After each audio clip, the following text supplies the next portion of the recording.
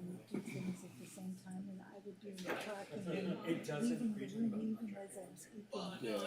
And it's like, if you want to talk to me, you have to stay in the room. I'm not gonna follow you. Yeah. But I'm always like, I'm a woman, I have things, I have to move around. That's Well, what we do.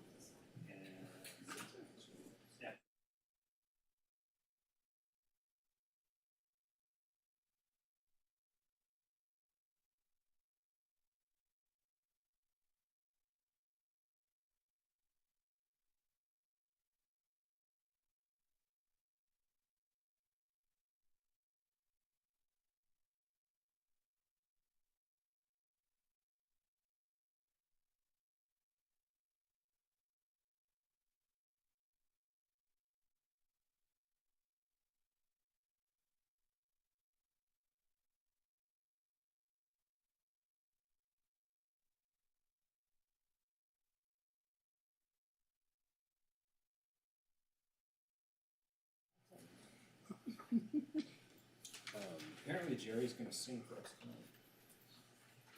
Yep. Oh, she'll be right back, so I guess we'll wait.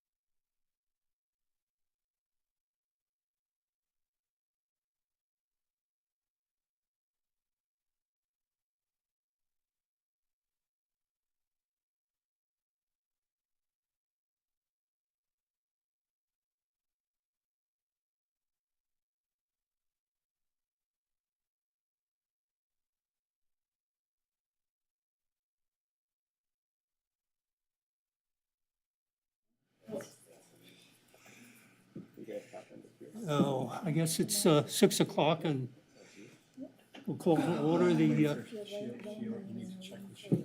Check the shield. Yeah. check. Okay? Thank you. I'm calling to order the September 4th, 2024 meeting of the Planning Commission of the City of Santa Monica. I will start with the Pledge of Allegiance. Pledge allegiance pledge allegiance to the flag of of the United States of America and to the republic for which it stands, one nation, under God, indivisible, with liberty and justice for all.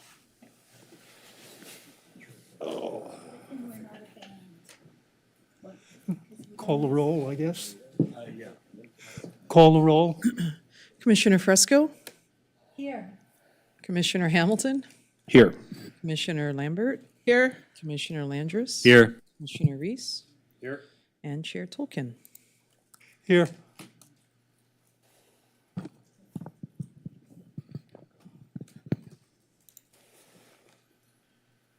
I'm sorry, I put this. No.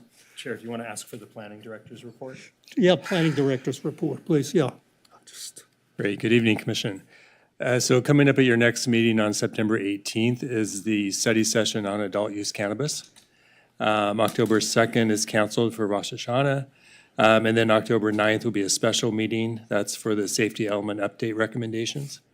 And then October 16th, adult use cannabis recommendation. Recent council actions. So on August 27th, the council adopted an emergency ordinance which extends the expiration dates for 100% affordable housing projects and also aligns the expiration dates for landmark entitlements. So we were having some situations where things weren't quite lining up, so council made that change. And then they also approved the resolution of intention for the fence wall hedges ordinance that you're hearing tonight. And then at the next council meeting on, well, actually, it's not the next meeting, but the next meeting where there's planning issues, September 24th, is the housing element phase 2 implementation. And then one item that you're probably aware of is Resolution 11605 adopted by council on July 9th. It makes all the administrative instructions, council policies, and state laws applicable to boards and commission members. So an acknowledgement will be coming from the clerk's office on that, and I understand you have the form that you've been asked to review and sign on that as well. So that concludes the report. Happy to answer any questions. Just public, Other questions for the director? if anyone wants to speak, they will have to submit a chip. We need to know if there are questions for the planning And there director. always are. Is there any questions for the planning director on his report? I have one, just one. Can you tell me what the vote was on the resolution of intent for the fences, wall, and hedges? Do you know that off the top of your head? Is that unanimous? I don't think it was unanimous, 5-2? I don't remember. It was very late.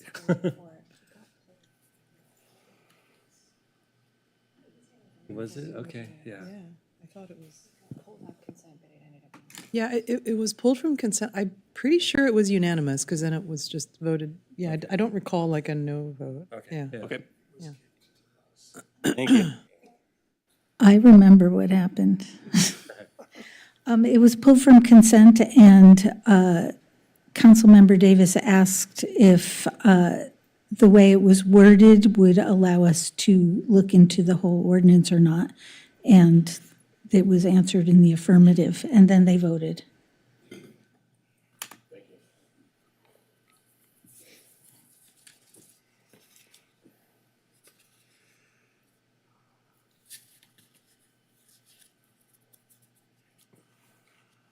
I guess we'll go to public comments. I've got one chip, which is Jerry Rubin.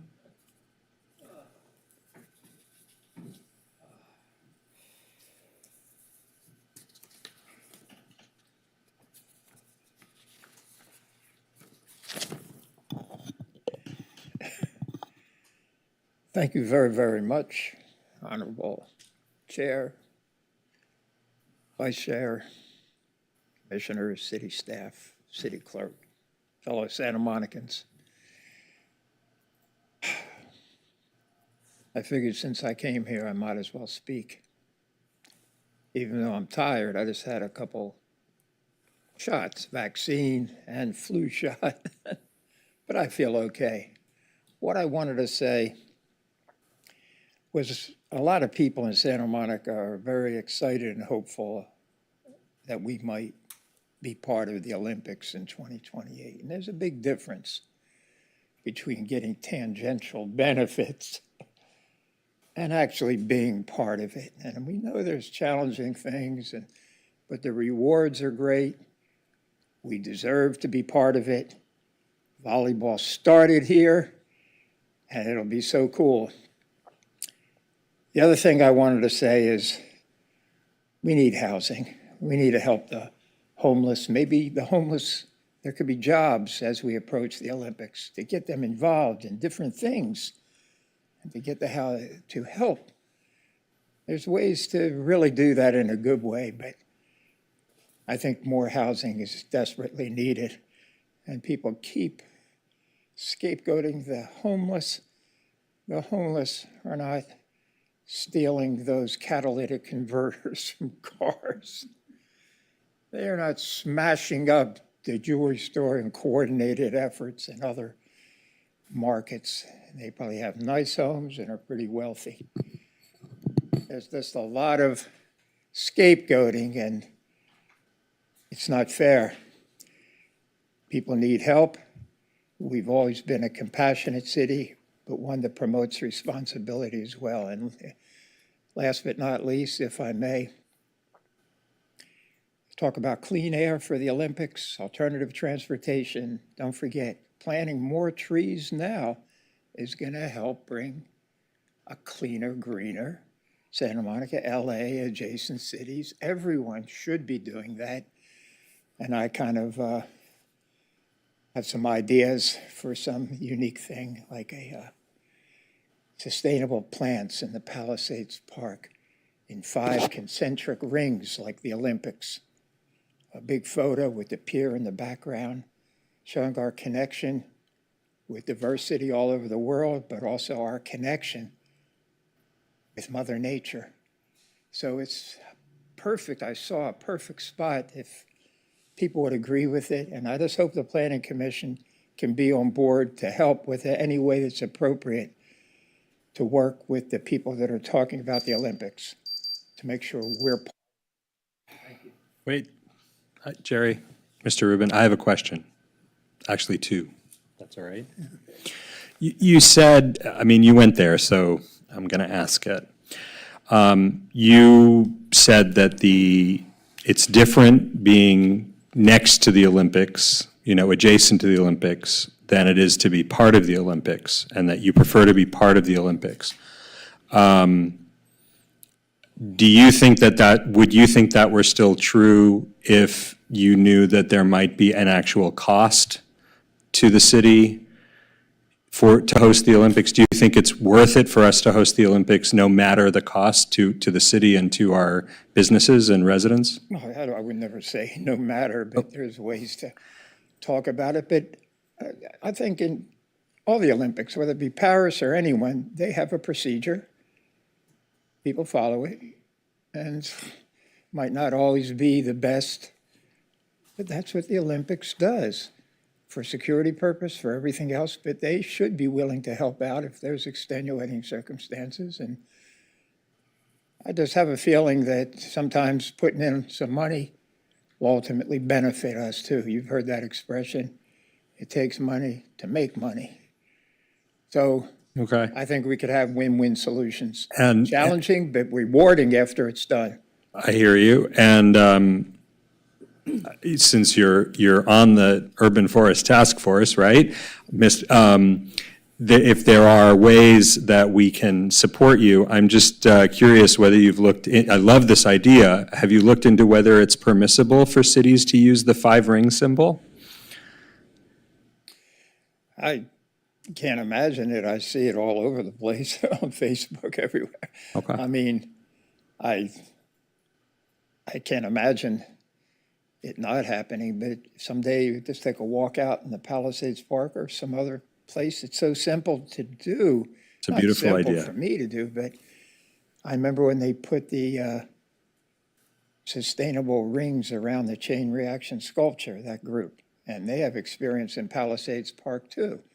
I remember Melissa Spagnuolo was involved in that transformation of Palisades Park and helping with the Children's Tree of Life years ago. I think she's great. And now she's, as you know, she's heading up the Olympic outreach thing. But I just think it would be a great visual, but also symbolic of our environmental integrity and linking stuff.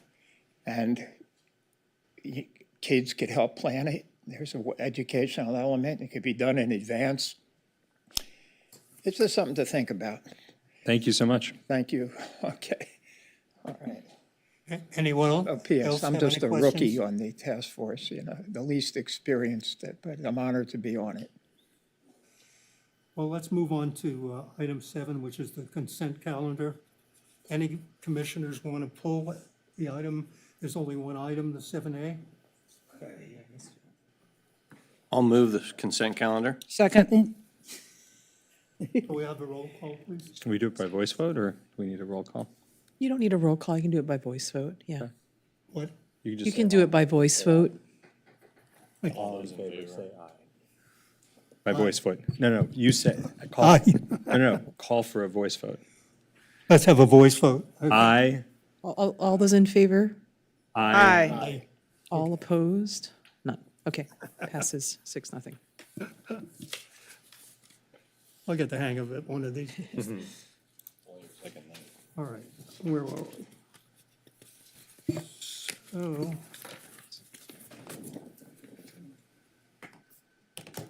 I guess we'll into the public hearings. And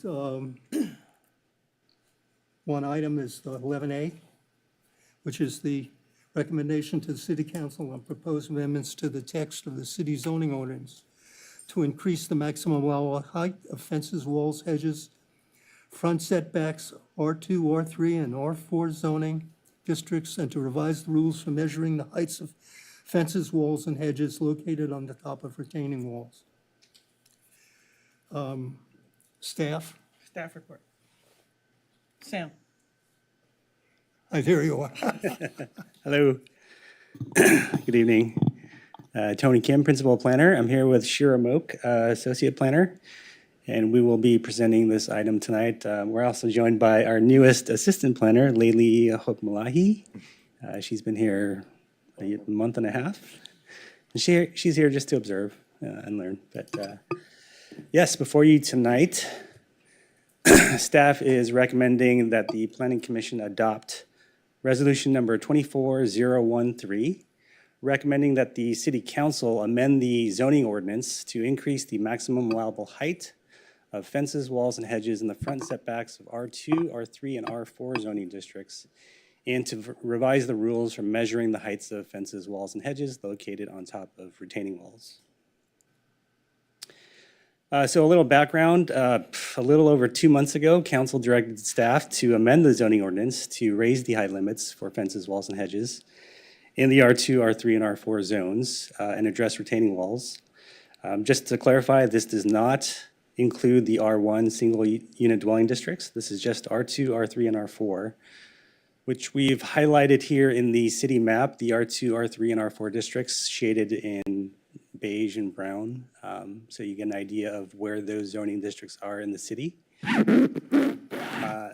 A month ago, the Planning Commission did not adopt the resolution of intention, so the City Council did last week on the 27th of August to begin the process to review this text amendment. This next step is the Planning Commission reviewing the proposed amendments to make the recommendation to Council. So in terms of our existing regulations for fences, walls, and hedges, we currently allow a maximum height 42 inches in most of the zones of the city. We do allow for some deviations for that for entry features, which can be up to 8 feet in height and width, as well as ornamental attachments up to 12 inches in height over the height limit, as long as they're spaced at least 5 feet apart. But for all intents and purposes, the maximum height limit is 42 inches. In terms of how we measure the heights of fences, walls, and hedges, that's measured from the lowest finished adjacent grade on either side of the fence, wall, or hedge. And that's measured at a continuum at any point along the fence, wall, or hedge. So it's basically from the lower side of the fence, wall, or hedge. Again, these regulations only pertain to the front setback areas. In our code, as it relates to fence, wall, and hedge regulations, the front setback area is the space between the front of the building and the front parcel line, or between the front parcel line and the front minimum setback line, whichever is less. In most cases, the house will be at the front setback line, but in some cases, you may have a non-conforming house that's projecting into the front setback area. And in that case, the front setback is between the house and the front parcel line. On corner parcels, the front setback is on the narrower side of the street on the corner. So that's what we consider the front for corner parcels. In terms of retaining walls are measured also from the lowest side of the retaining wall, and a fence, wall, or hedge on top of a retaining wall. That total height measurement is from the bottom of the retaining wall. So really, all you need to understand here is that currently retaining walls count towards the maximum height limit of fences, walls, and hedges when a fence, wall, or hedge is located on top of a retaining wall. We do allow fences, walls, or hedges to exceed the maximum height if it's on top of a retaining wall and is required for safety, a safety guardrail by the building code. We do allow that on top of retaining walls, but the safety guardrail has to be at least 50% visually transparent. We do have the option for property owners to apply for height modifications to allow additional heights in excess of those height limits in the front yards. These are reviewed by the zoning administrator at public hearings. And in order to approve a height modification, the zoning administrator must make the findings that are in the code. Those findings relate to neighborhood compatibility, as well as a need for the height modification in terms of the parcel's location adjacent to public right-of-way or other potentially impactful uses, and that the overheight fence, wall, or hedge fits in with the neighborhood character. So a summary of the proposed text amendments before you tonight is to, in general, increase the maximum height limit of fences and walls and hedges in the front yards from 42 inches to 6 feet in height. Anything above 4 feet would require at least 50% visual transparency. Retaining walls would not count towards the maximum height limit, so they would have no height limit if they are required by the building code. And again, would not count towards that overall height limit. If the retaining wall is over 4 feet in height, the only thing that can be on top of the retaining wall is a safety guardrail that has to be at least 50% visually transparent. If you have a retaining wall that's less than 4 feet in height, on top of that retaining wall, you can have a fence, wall, or hedge up to 6 feet in height on top of the retaining wall. But anything over 4 feet high, when you look at the combination of the retaining wall and any fence, wall, or hedge, has to be at least 50% visually transparent. And I'll go through each of these one at a time and show you some graphics to help illustrate what those proposed regulations are. So at the core, again, the proposal is to increase the maximum height limit from 42 inches to 6 feet. And again, anything over 4 feet in height would have to be at least 50% visually transparent. Retaining walls required by building code would have no height limit and would not count towards the maximum height limit proposed. If the retaining wall is over 4 feet in height, the only thing you can have on top is a safety guardrail as required by building code. And that safety guardrail has to be at least 50% visually transparent. So that's what this diagram is attempting to illustrate. And these are also not to scale, FYI. For retaining walls that are up to 4 feet in height, you can have, again, a 6-foot high fence, wall, or hedge on top of that retaining wall, but it has to be at least 50% visually transparent. So if you take a look at the diagram on the right, that's showing a retaining wall that's up to 4 feet in height with the allowance for 6 feet of fence, wall, or hedge on top of that. That entire 6 feet has to be visually transparent. On the left is a scenario that shows, for example, in this case, a 2-foot retaining wall with a 6-foot wall, hedge, or fence on top of it. But the first 4 feet, so the 2 feet of retaining wall and the first 2 feet of the fence, wall, or hedge have to be, can be solid. But anything above that 4-foot height has to be at least 50% visually transparent. So that's what these two diagrams are attempting to illustrate. Hopefully that's clear, fairly clear. The police department provided some feedback on these proposed regulations. And what they referred to was the principle of what they call CPTED, which is crime prevention through environmental design. These are an internationally recognized set of principles that affect how design impacts public safety and crime prevention. So the police department, being consistent with the CPTED principles, prefer that there be nothing between 2 and 6 feet in height. If there are fences and walls that exceed that height, they prefer some visibility between the 2 and 6 feet. They're more concerned with hedges, given that hedges will continually grow and are typically not, you can't really see through them. If the proposed amendments increase the heights to 6 feet, they would like to see some transparency at least above 42 inches. But they acknowledge that it's very difficult to enforce these rules due to the resources that would be required to enforce this citywide. With that, I'll turn it over to Shira to talk about our surveys of the existing conditions as well as some research on Pure Cities regulations. Thank you, Tony. So city planning staff conducted field surveys of all R2, R3, and R4 zoned parcels to evaluate the existing conditions of front setbacks and to get a sense of how existing parcels may be affected by the proposed text amendments. The survey identified existing conditions of front setbacks within the following conditions: open front yard or conforming height fences, walls, and hedges, not open front yard or non-conforming height fences, walls, and hedges, no yard or setback area or other, which could include commercial or public surface parking lots, churches, schools, vacant lots, etc. In addition, we also noted parcels with existing retaining walls and vehicle access in the front setbacks. Here are some photos conveying examples of existing conditions for open front yard or conforming height fences, walls, and hedges. On the top left, that shows a freestanding compliant wall. The top right shows an open front yard.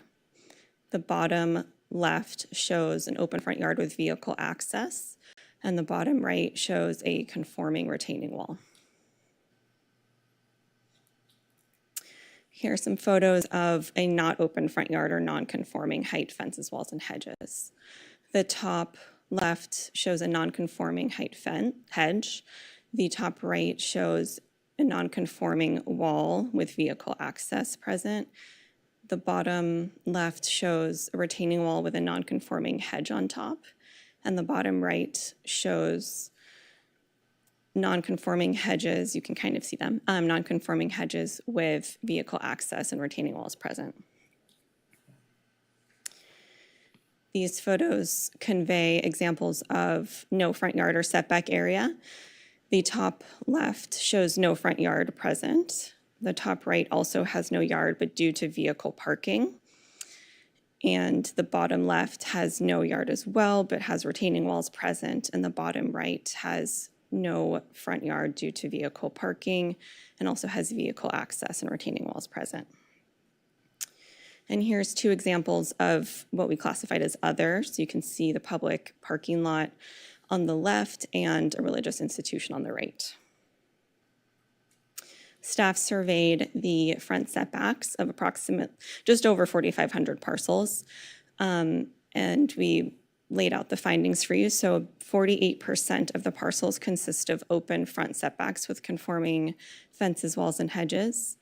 44% of the parcels have front yards that are not open with existing non-conforming fences, walls, and hedges. 6% of the parcels have no front yards or setback area. 31% of the parcels have existing retaining walls. 46% of the parcels have vehicle access and or parking, and 2% were noted as other. And I just want to note that the percentages do not add up to 100%, as the survey was designed to check all conditions that apply. So the totals for each existing condition include any combination where the condition was present. And additionally, parcels with approved fence wall hedge height modifications and non-conforming height fence wall hedge registrations within the front setback were not considered in the analysis. And I just wanted to note that many of the parcels flagged with existing non-conforming fence walls or hedges in the front setback were due to overheight, usually hedges along the side parcel lines within the front setback. So you can see that represented in this photo where the overheight hedge is along the side parcel line to the right, but it's within the front setback area. And in general, it was observed that many front yards are open or could be open and compliant with greater monitoring and maintenance of hedges. Based on the survey findings, we've summarized the potential impacts for the existing conditions. So of the 48 parcels, 48% of the parcels that consist of open front setbacks with conforming fences, walls, or hedges, they will continue to conform, but would also be permitted to increase the existing height of or install new fences, walls, and hedges up to 6 feet, whether that be freestanding at a height of 6 feet or on top of a retaining wall that is 4 feet or less in height, resulting potentially up to 10 feet. 10-foot combination of retaining walls, fences, walls, and hedges. So these parcels are going to have the greatest impact, as almost half of the multi-unit residential district zones could now potentially raise their fence walls and hedges that are currently conforming at a height of no more than 3.5 feet, potentially up to 10 feet. For the 44% of parcels that have front yards that are not open with existing non-conforming fences, walls, and hedges, many of these parcels would be brought into compliance. However, some of them may still not comply due to the 50% visual transparency requirement above 4 feet. Any parcel that would redevelop would have to comply with current standards. So these parcels will have less of an impact as they're already existing non-conforming. For the 6% of the parcels that have no front yard or setback area, there would be no perceived impact. These parcels would need to redevelop. If they redeveloped, they would need to comply with current standards. For the 31% of parcels that have existing retaining walls, they would also now potentially be permitted to add up to a 6-foot fence wall or hedge on top of that if the retaining wall is 4 feet or less in height. So again, this could result in potentially up to a combined 10 feet. So these parcels will also have significant impact.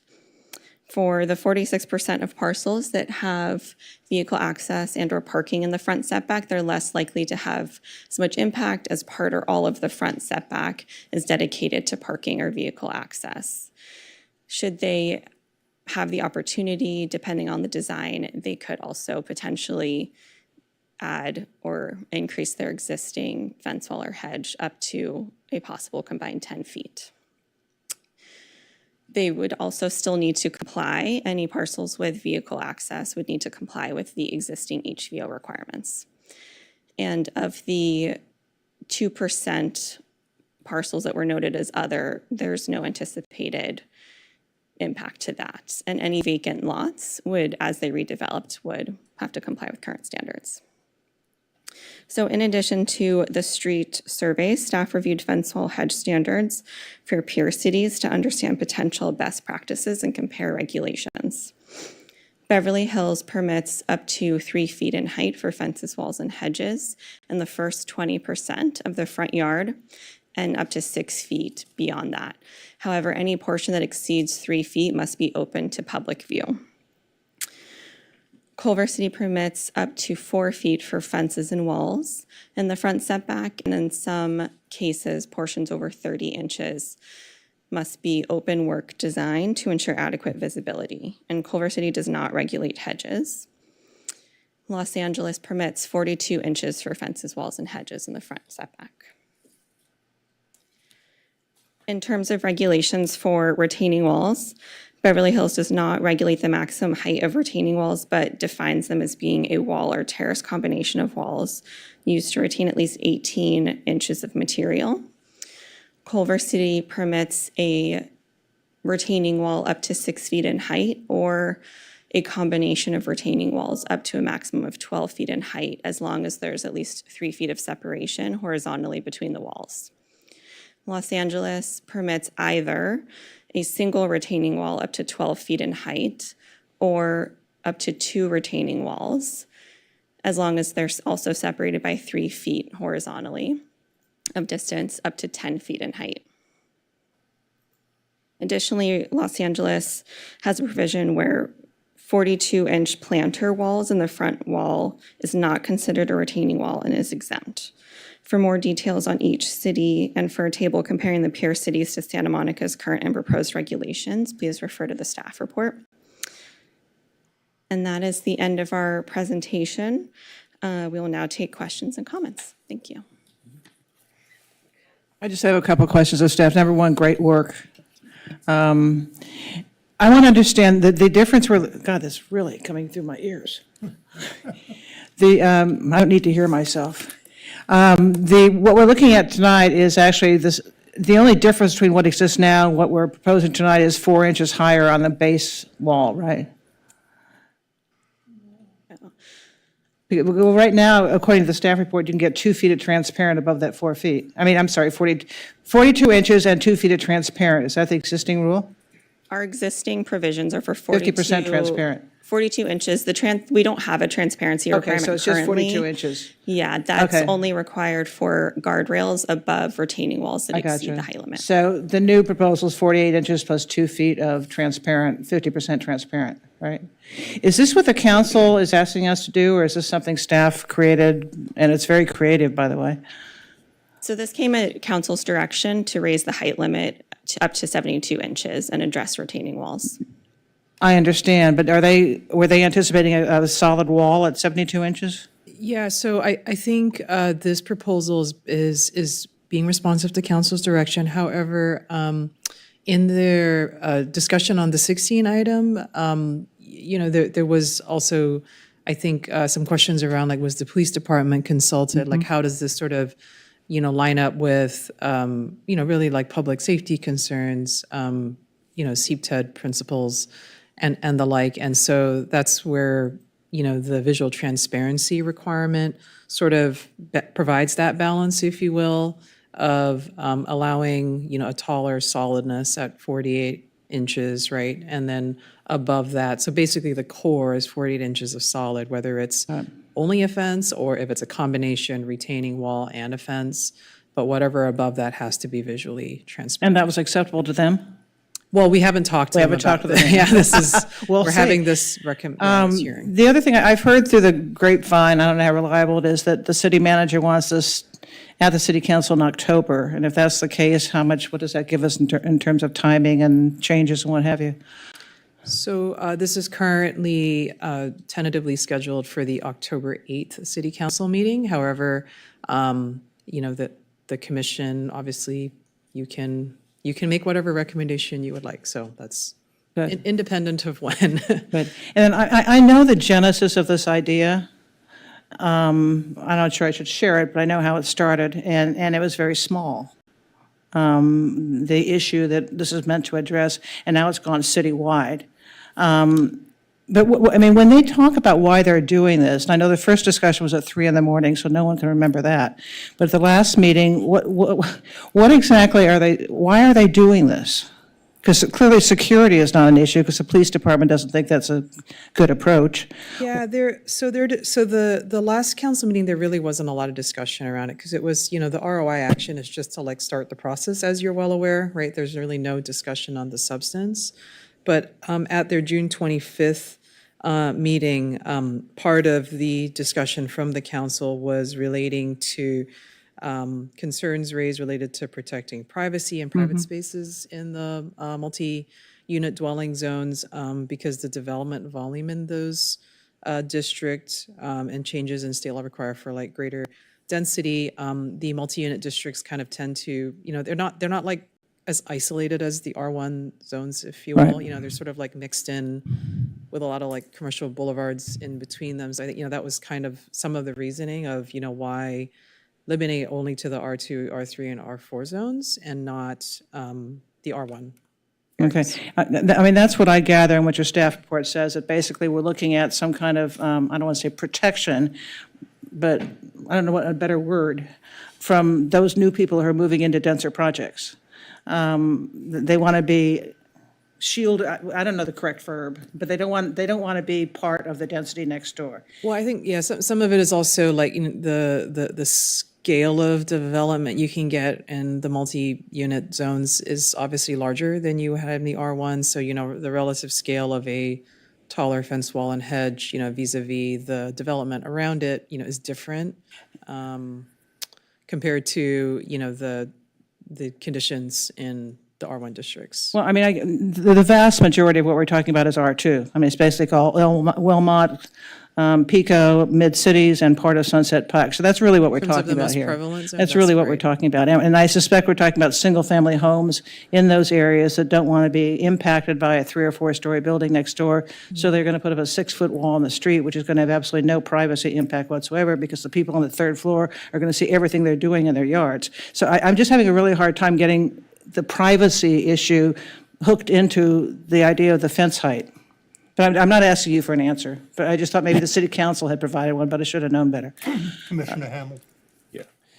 I have a lot of the same questions, just kind of understanding the genesis of this conversation, what prompted it, what are the city's goals, and, what problem are we really trying to solve? I think I'm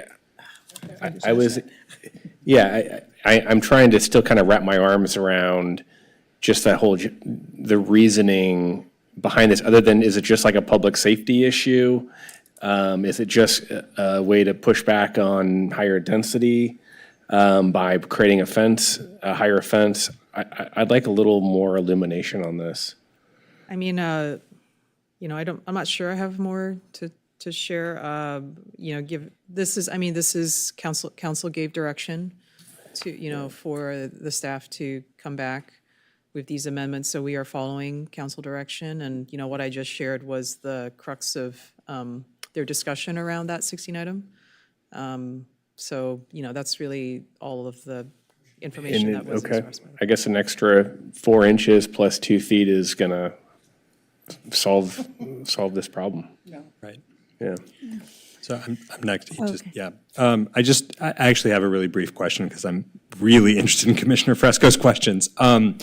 But I noticed the SEPTED reference in PD.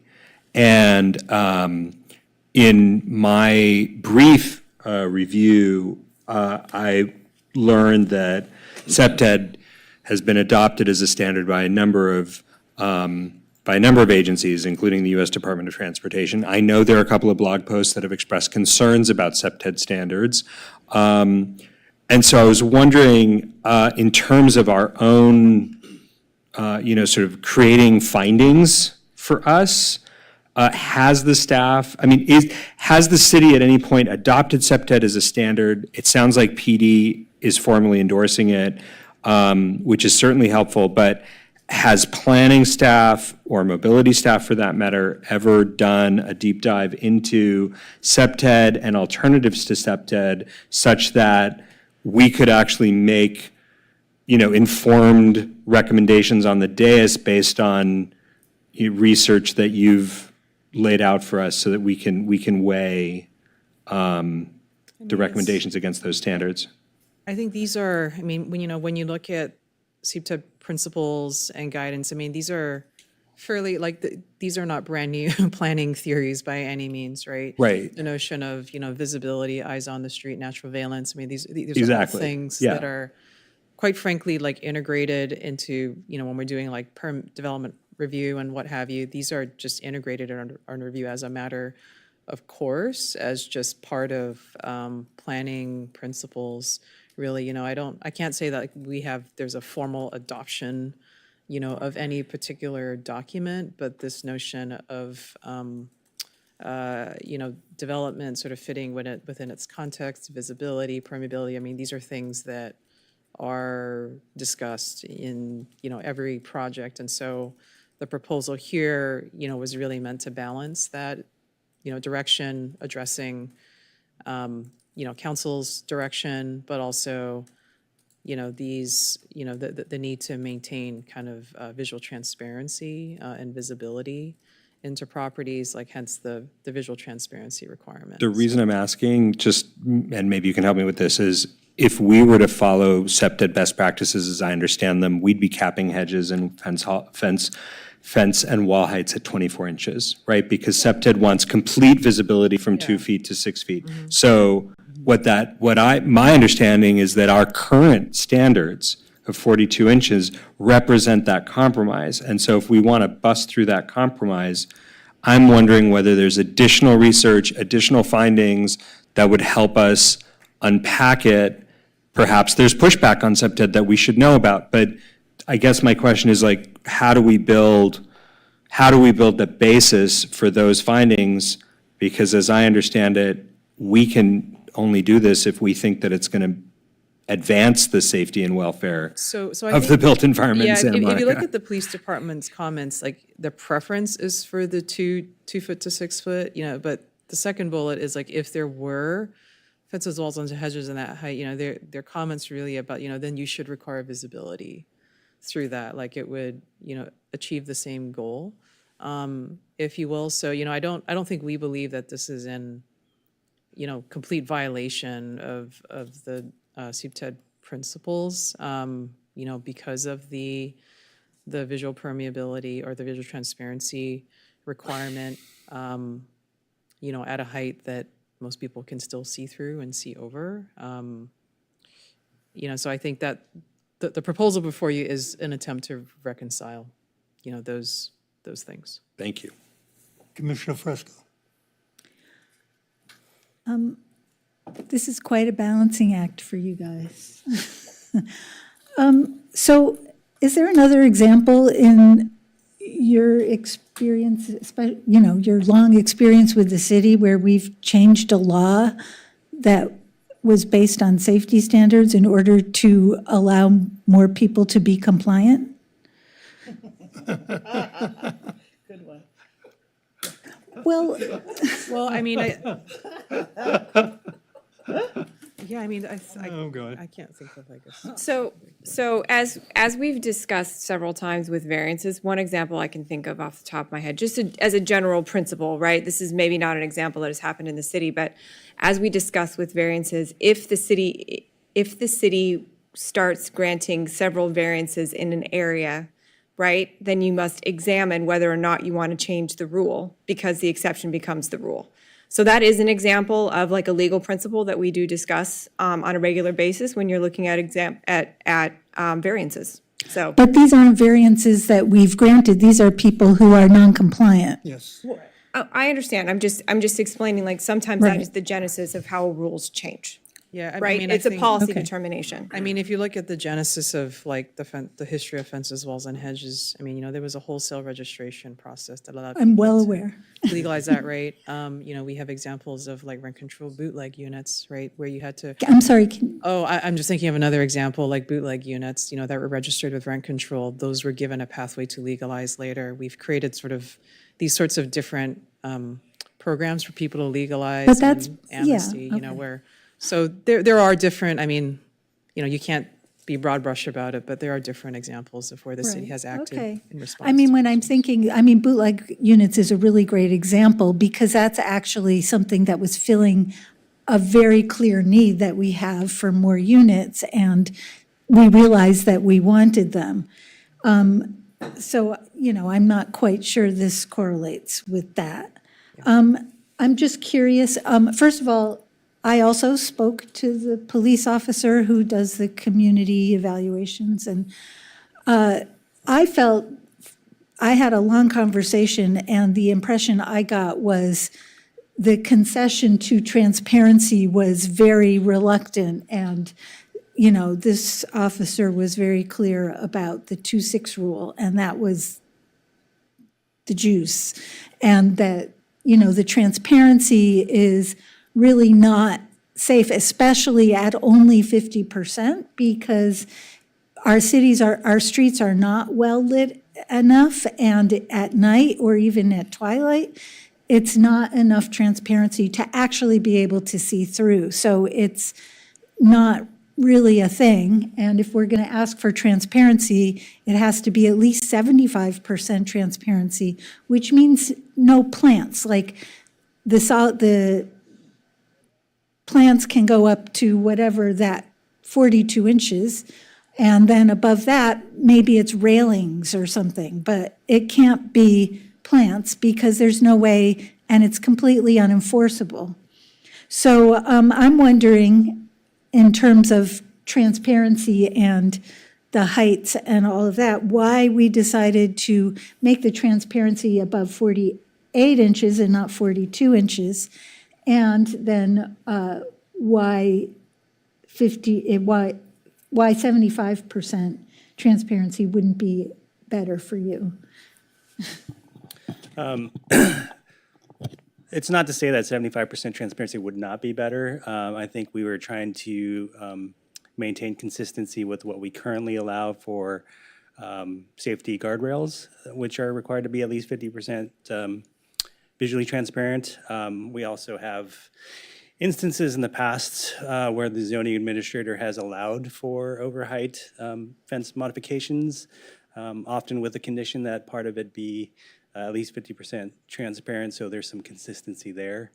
In terms of the 4-foot height level, it's kind of a nice, easy round number.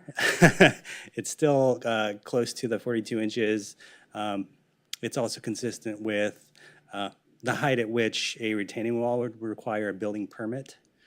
So there's some consistency there as well with that figure. And given all of these things about transparency, what was the rationale for allowing a 6-foot hedge on top of a retaining wall of any height? Sure, it's just to be consistent to incorporate what we currently allow in terms of the regulations for all fences, walls, and hedges, and not really to separate that out. Obviously, if somebody wants to put a hedge on top of a retaining wall, they would still have to design it in a way where at least it would serve as a safety guardrail at some point on top of the retaining wall. But it would still, as proposed, need to comply with the same regulations as fences and walls. Okay. Thank you. So in 2002, I'm just trying to figure out how to make it a question and not a diatribe. I'm trying really hard to restrain myself. Basically, when we started registering hedges, the city suddenly realized that there was an explosion of these tall fences and hedges, and which had to do with a trend that started in the 90s, really. And so they said, okay, we're going to pass this law, we're going to start enforcing this law, but since we weren't really enforcing it, we're going to try to be nice to people and give them a chance to register. So that was kind of a softball approach to enforcement. And then we never enforced it again after that. And now 44% of these properties are non-conforming. So my question is, you said that a bunch of these properties could come into conformance if they trim down the hedges, which is a very comparatively low-cost approach to becoming conforming. And so it's a softball approach for sure. And so I'm wondering if you actually have more information on that, and what's the real percentage if we hack down the hedges? Do we know? No, we just did street surveys, windshield surveys driving by and just visually examining the front setbacks. No detailed information was taken about whether each parcel was a fence, a wall, or hedge. I see. Okay, I think those are all of them for now. Let me just double check. Why 4 feet? Oh yeah, it talks in the ordinance that the red lines about code required retaining walls. What's the difference between a code required retaining wall and a retaining wall somebody builds because they want to make their sloping front yard flat? Well, in speaking with building and safety staff, it's really determined on a case-by-case basis. There isn't a absolute threshold. It would involve looking at what the existing grade is versus a proposed grade.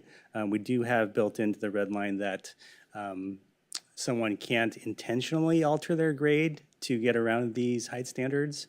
It has to be an actual requirement. So if somebody wanted to just build a raised planter bed, that would not be a building code required retaining wall. Or if they wanted to level a slope in their front yard so they could have usable space, would that be a loophole? Again, they would look at it on a case-by-case basis to see when a retaining wall is actually required. Okay. All right, I think those are my questions. Thank you. Commissioner Reese. Yep.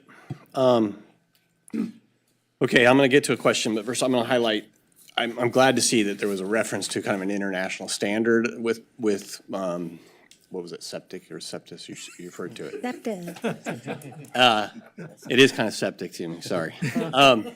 So, because what I wanted to do is this is from the LAPD Designing Crime, and they have very specific guidelines here, and they talk about, the interplay of streets and fences. And basically, without reading it to you, and I urge you guys, or I'll read you just a sentence of it, which is good visual connection between residential and commercial units and public environments such as streets and sidewalks is required. So I think that's very consistent with what you guys have heard from the PD.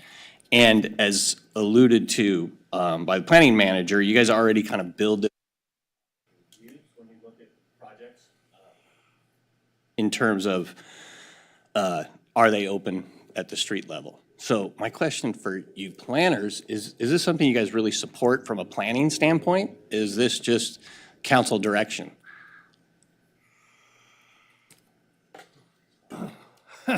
We've been directed by council to bring these amendments forward, so, we are required to follow that direction. Council direction, okay, thank you. Then it seems like from the 2 to 6 question, you're saying that a compromise is 50%, but above 4 feet.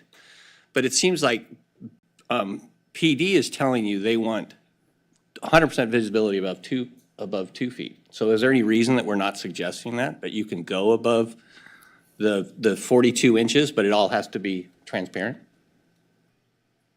Well, 100% transparent would be like, what, plexiglass, I guess? I'm not sure.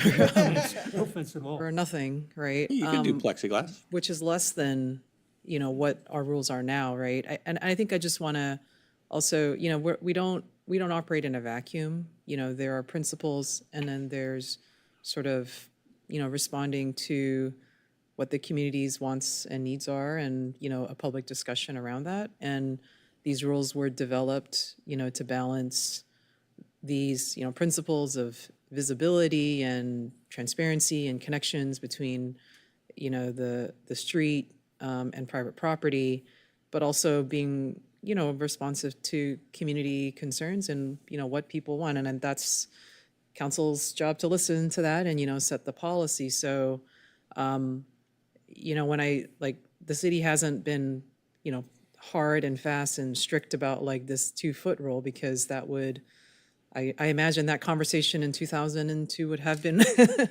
very, very different, right? And there's even a modification process. So there's an acknowledgement from the council that they, there's a pathway in the code for people to have something taller. And so this is kind of an evolution of that discussion, if you will. So, this is, I think, we've been given direction by council to sort of, study this and explore this and sort of consider the past history of all this, right? And to go, if we came back, I think, with 100% transparency proposal, I'm not sure that would have been realistic, or kind of considering, the totality of the discussion around this topic, so. Okay, thank you for that. You also touch on another point, which is, public participation and public outreach. I mean, this is a pretty substantial change to our current built environment. I mean, I just imagine, my R2 block street with 6-foot walls minimum all the way up. It's a dramatic change.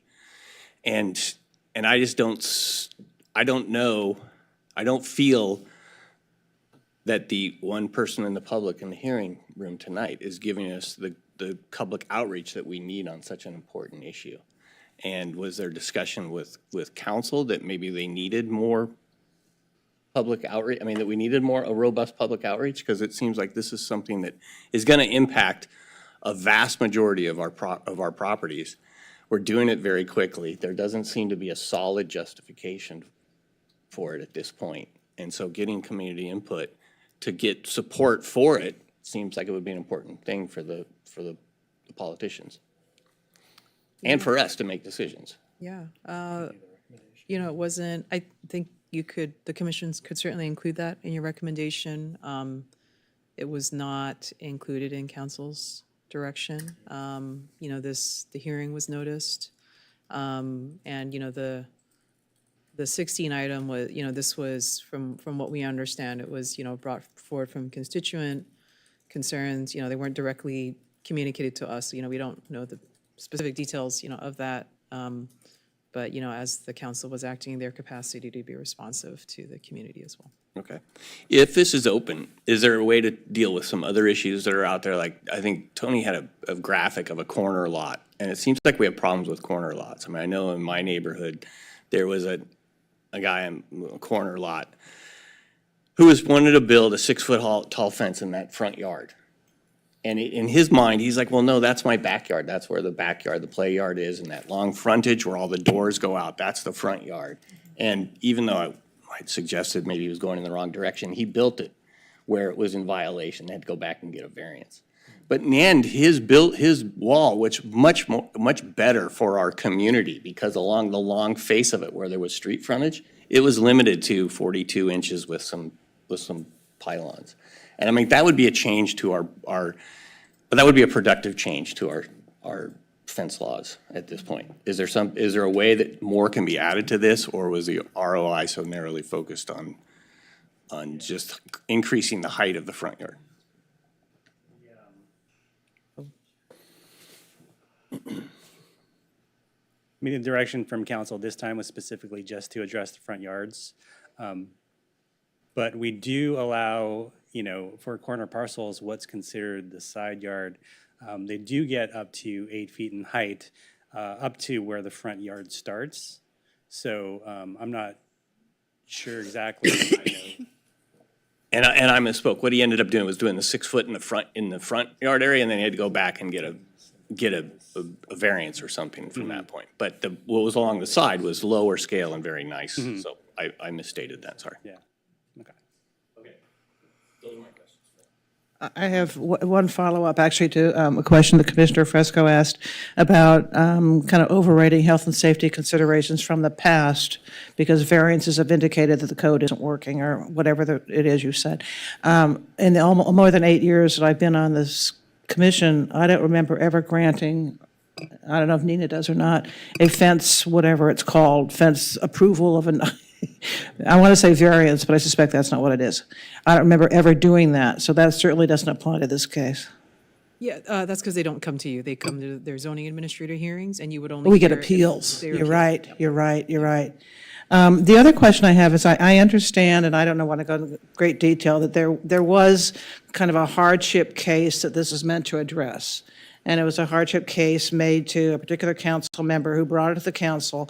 And rather than figuring out a workaround for this case, which I don't know if you were ever directed to do that, we're now making it a citywide policy. Is that your understanding?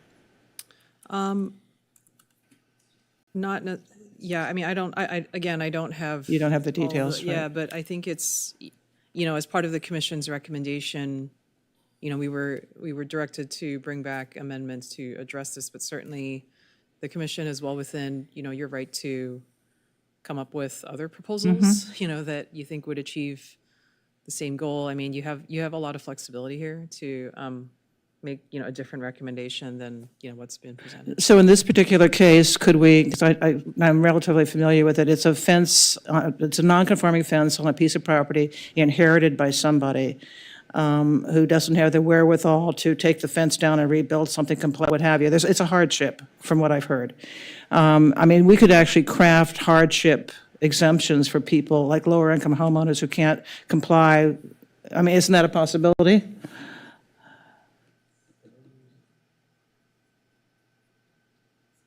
I mean, this particular case was an inheritance.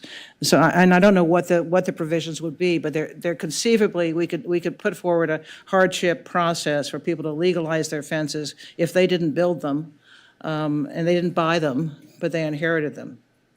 Right, so I'll let the planning manager hop in. I think definitely that's something that's within council's authority to do if council so chose. I'm not sure, we would have to think through whether or not something like that would be codified in the zoning ordinance. Right. Or dealt with outside of the zoning ordinance, because really what the zoning ordinance is designed to do, as you know, is to set development standards, right? And so each parcel that is similarly situated within the particular zone is going to have the same rules. If there are hardship I rules understand. with respect to getting something into compliance that isn't into compliance, that's definitely within council's authority to do so. I just don't know that we would do it through the zoning ordinance. So if it's something the commission is interested in recommending to the council, absolutely you can. I just don't know that it would end up in the zoning ordinance. I understand, but it's something we could recommend, which would have solved this problem weeks ago, and we wouldn't be sitting here tonight. Okay, thank you. Commissioner Landris. I don't want to get ahead of Commissioner Fresco, so stop me if I'm Can I asking a just say question you one want. quick thing? I have a question for them about findings. I have ability. one before that, that has to do with, can I, let me Yeah, that's why I said I didn't want to get ahead of you. at the city council hearing of the ROI, Jing specifically asked if, not Jing, Councilmember Davis? Davis? Davis, thank you. Yeah, okay. She specifically asked if this limited the scope of what we could adjust in this ordinance in order to solve the problem. And you said it didn't. So we can actually adjust the ordinance. That was my understanding. No, Yeah, okay. that's what we were Okay. just saying, is that you're not. Okay. I mean, what you're bound by is that, the there's no, the ROI doesn't expand like citywide, for example. Right. Like every other zone. We're talking about these guys. Yeah, it's the front yard in the multi-unit zones and retaining. So again, but you do certainly have flexibility to put forth a different recommendation. I have some what-if questions, because I want to understand what has to happen, what can happen. And I'm reading the ROI. And so I'm looking at two things that I think are contradictory, and I want to understand where we sit. So we've been directed by the city council to initiate an amendment to the text of the zoning ordinance to allow front fence wall and hedge heights to be limited to a certain cap. We've been directed.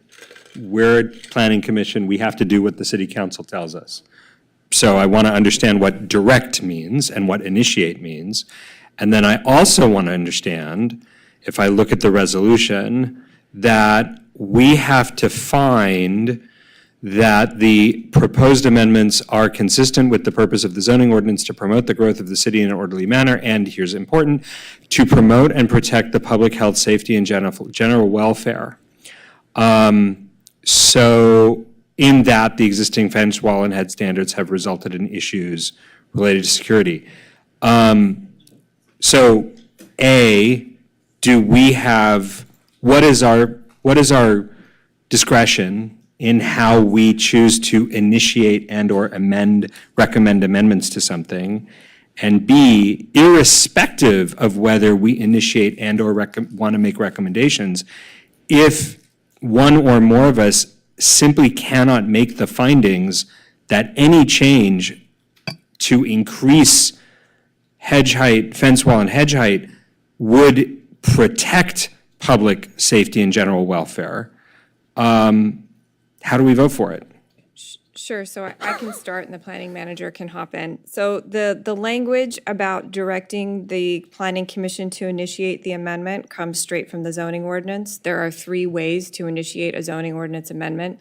The first option is that the city council adopts a resolution of intention directing the planning commission to initiate the amendment. So that is what happened at the last city council meeting. The piece that you are now, where you are now in the process, is you are in your recommendation to council phase. So the zoning ordinance is very clear that you are required to make a recommendation on the proposed zoning amendment to the city council. You are also required to include the reasons for your recommendation and the findings related to the criteria. So if you, at the end of your discussion, after you take public comment, decide that you are not able to make the findings that are presented to you to support it, we would recommend you make findings that do not, findings of not support, in the negative. Excuse me. It's been a long week. It's only the second day in. We recommend that you would make findings to demonstrate like why you do not recommend this change, so that we can present those to the city council, and that would be consistent with the zoning ordinance and what you're required to do under the zoning ordinance. So that's super helpful, but let me ask a follow-up question, which is, what if we're neither here nor there? In other words, I think there are two matters one which I raised and one which Commissioner Reese raised.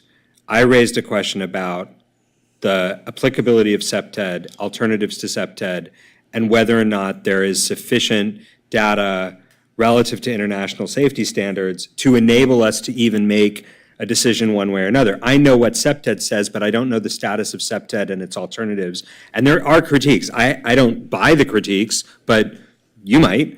And I need to know that. And then the other piece is that unlike previous massive changes, there has been no public outreach. And so I would I would want to know what public thoughts are about this before making findings, partly to inform the first thing that I raised. So I'm like, I'm trying to figure out, like, what do I do if I'm not ready to make a decision tonight based on what's before me?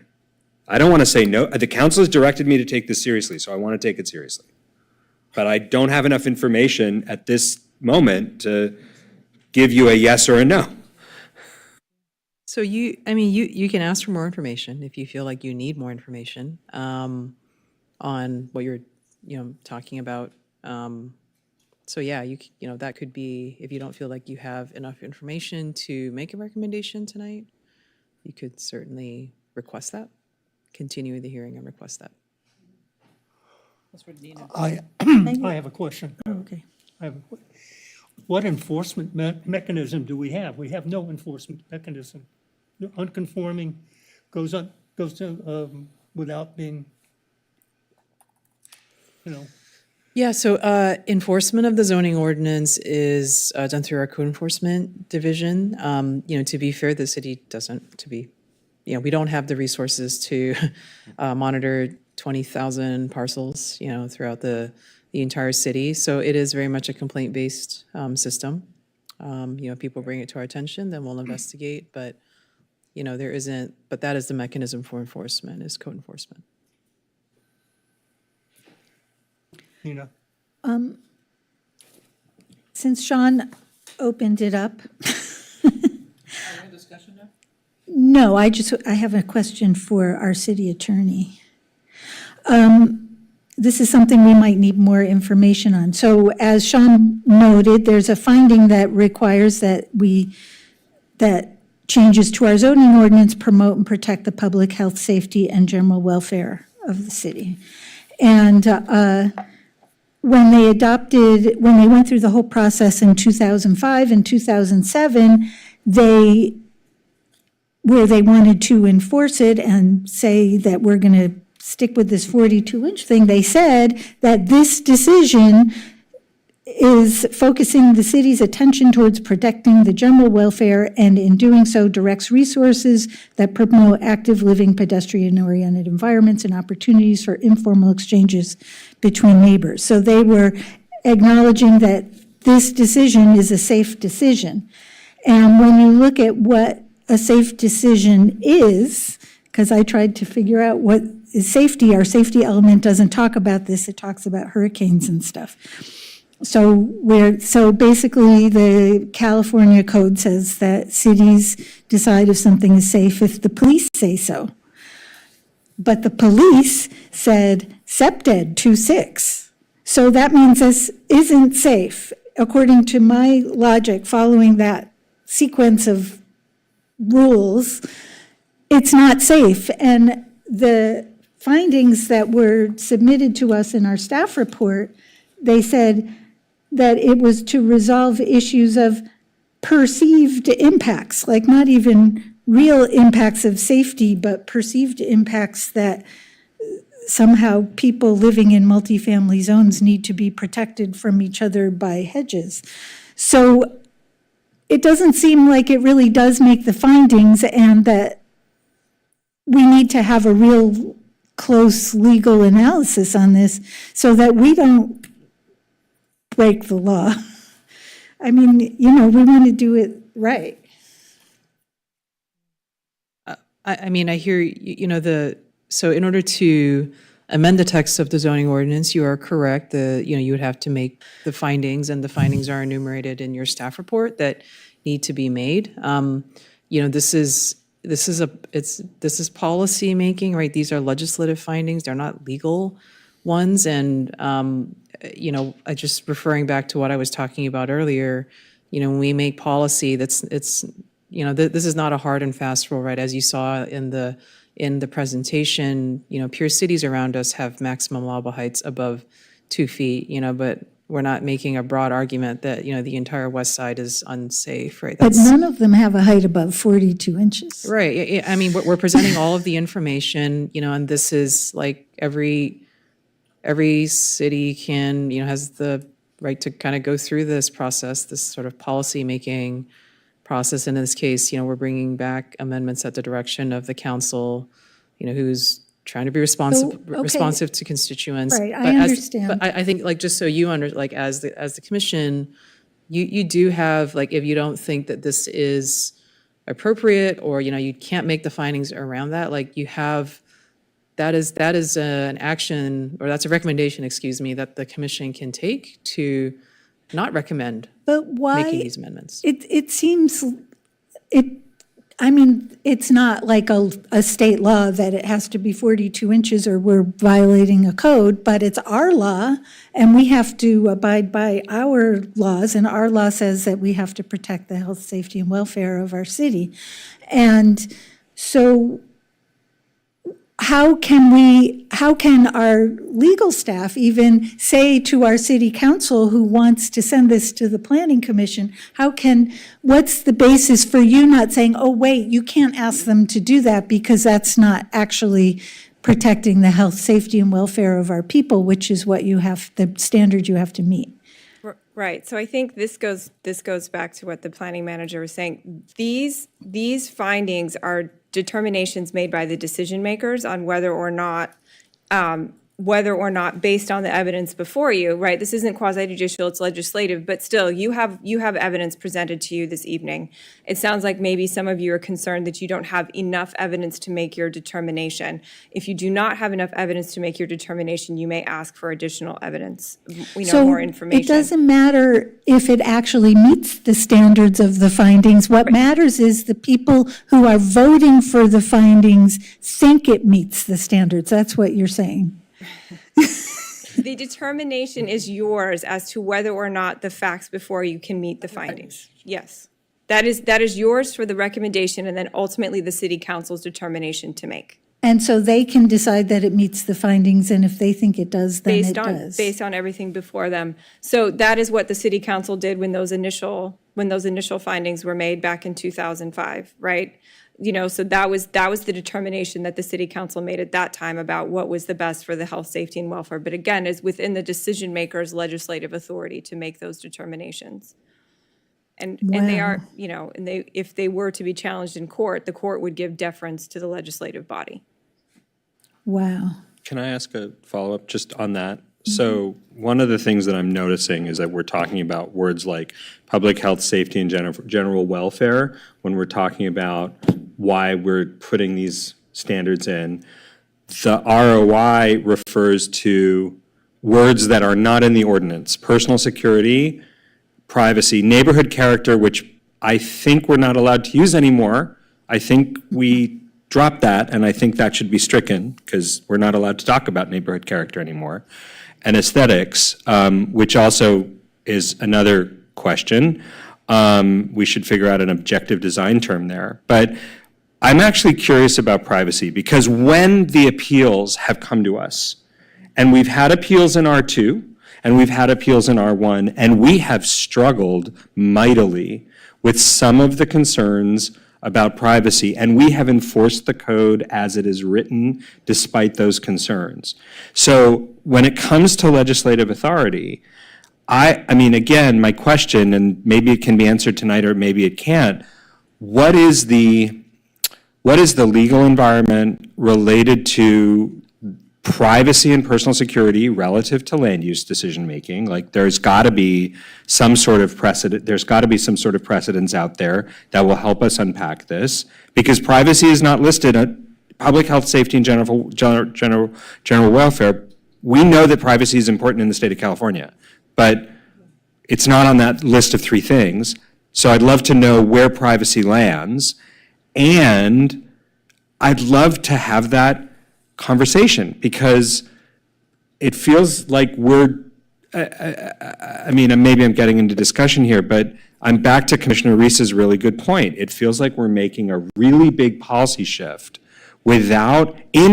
I'm going to come out loud and say it, in an election year where public safety is one of the top issues being discussed by the electorate at this time, both locally, statewide, and nationally, we're jumping in with a massive shift with no public discussion. And let's have that conversation, but let's have it at a pace and at a level of detail that corresponds to the care with which this city has always taken in doing its work. Discussion now? I think I just got there. Sorry. There's a question about privacy and then discussion. Is there public comment? All right. There's nobody, there's a member of the public. Commissioner Fresco, you have something else to say? I have a lot to say. Is there somebody who wants to make public comment, or should I start with my discussion? There's no Okay. public comment. Motion, probably second. Let's have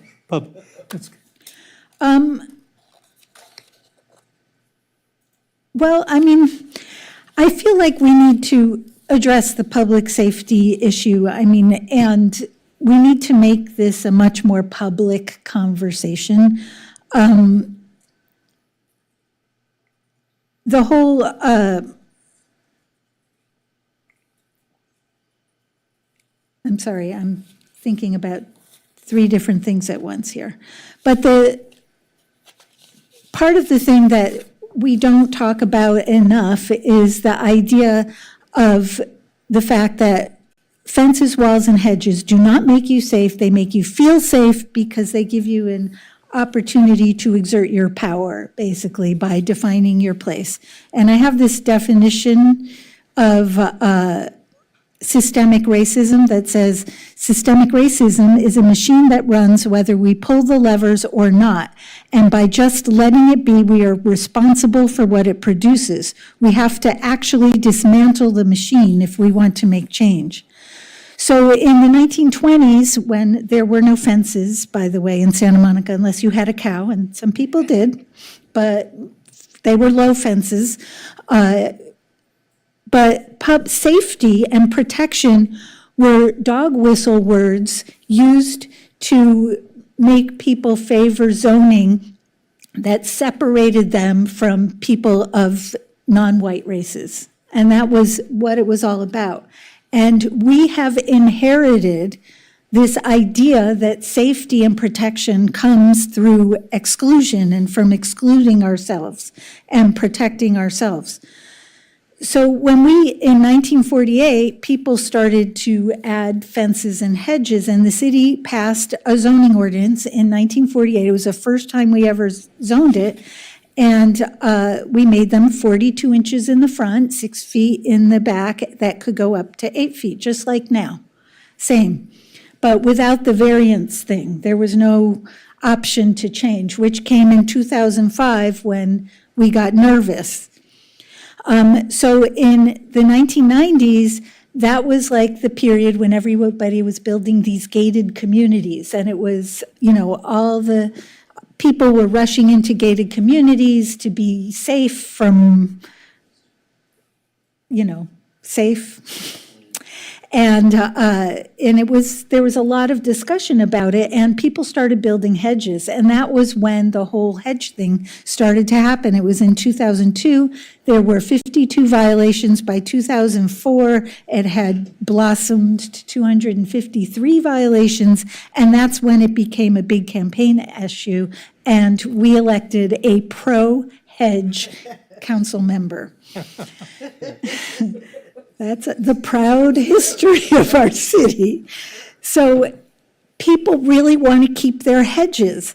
But hedges, and I've read countless studies and dissertations and all kinds of reports. I mean, this is what I do for fun. I don't know why. It's an issue I'm very engaged with.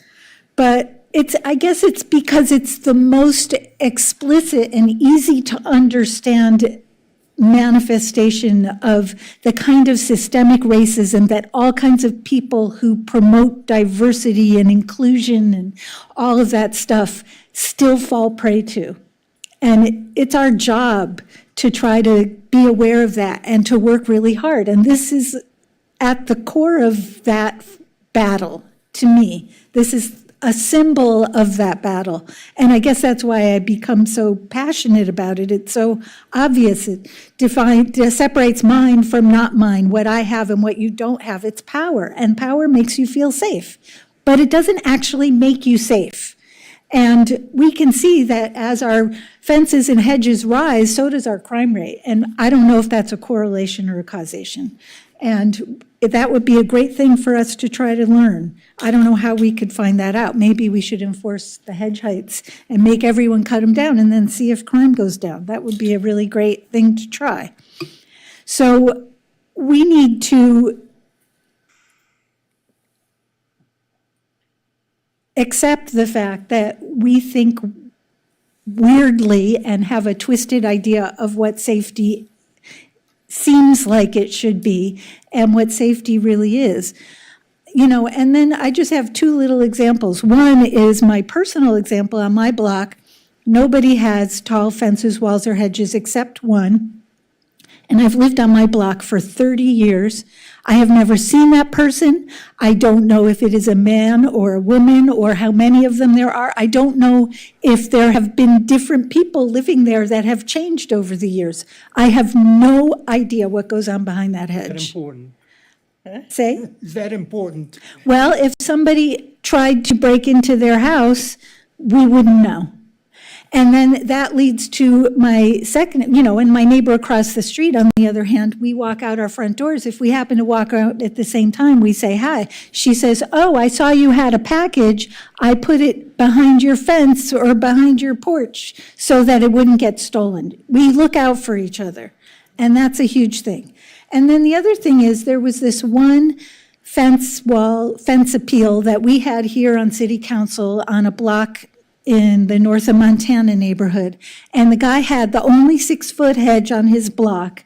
And he came in ranting that he had to keep his hedge because he was the only one on the street who was getting robbed repeatedly. And he needed that hedge. And he even said that they were breaking into his yard and stealing the fancy tires off of his expensive sports car. And they could do that because they had the cover of his hedge.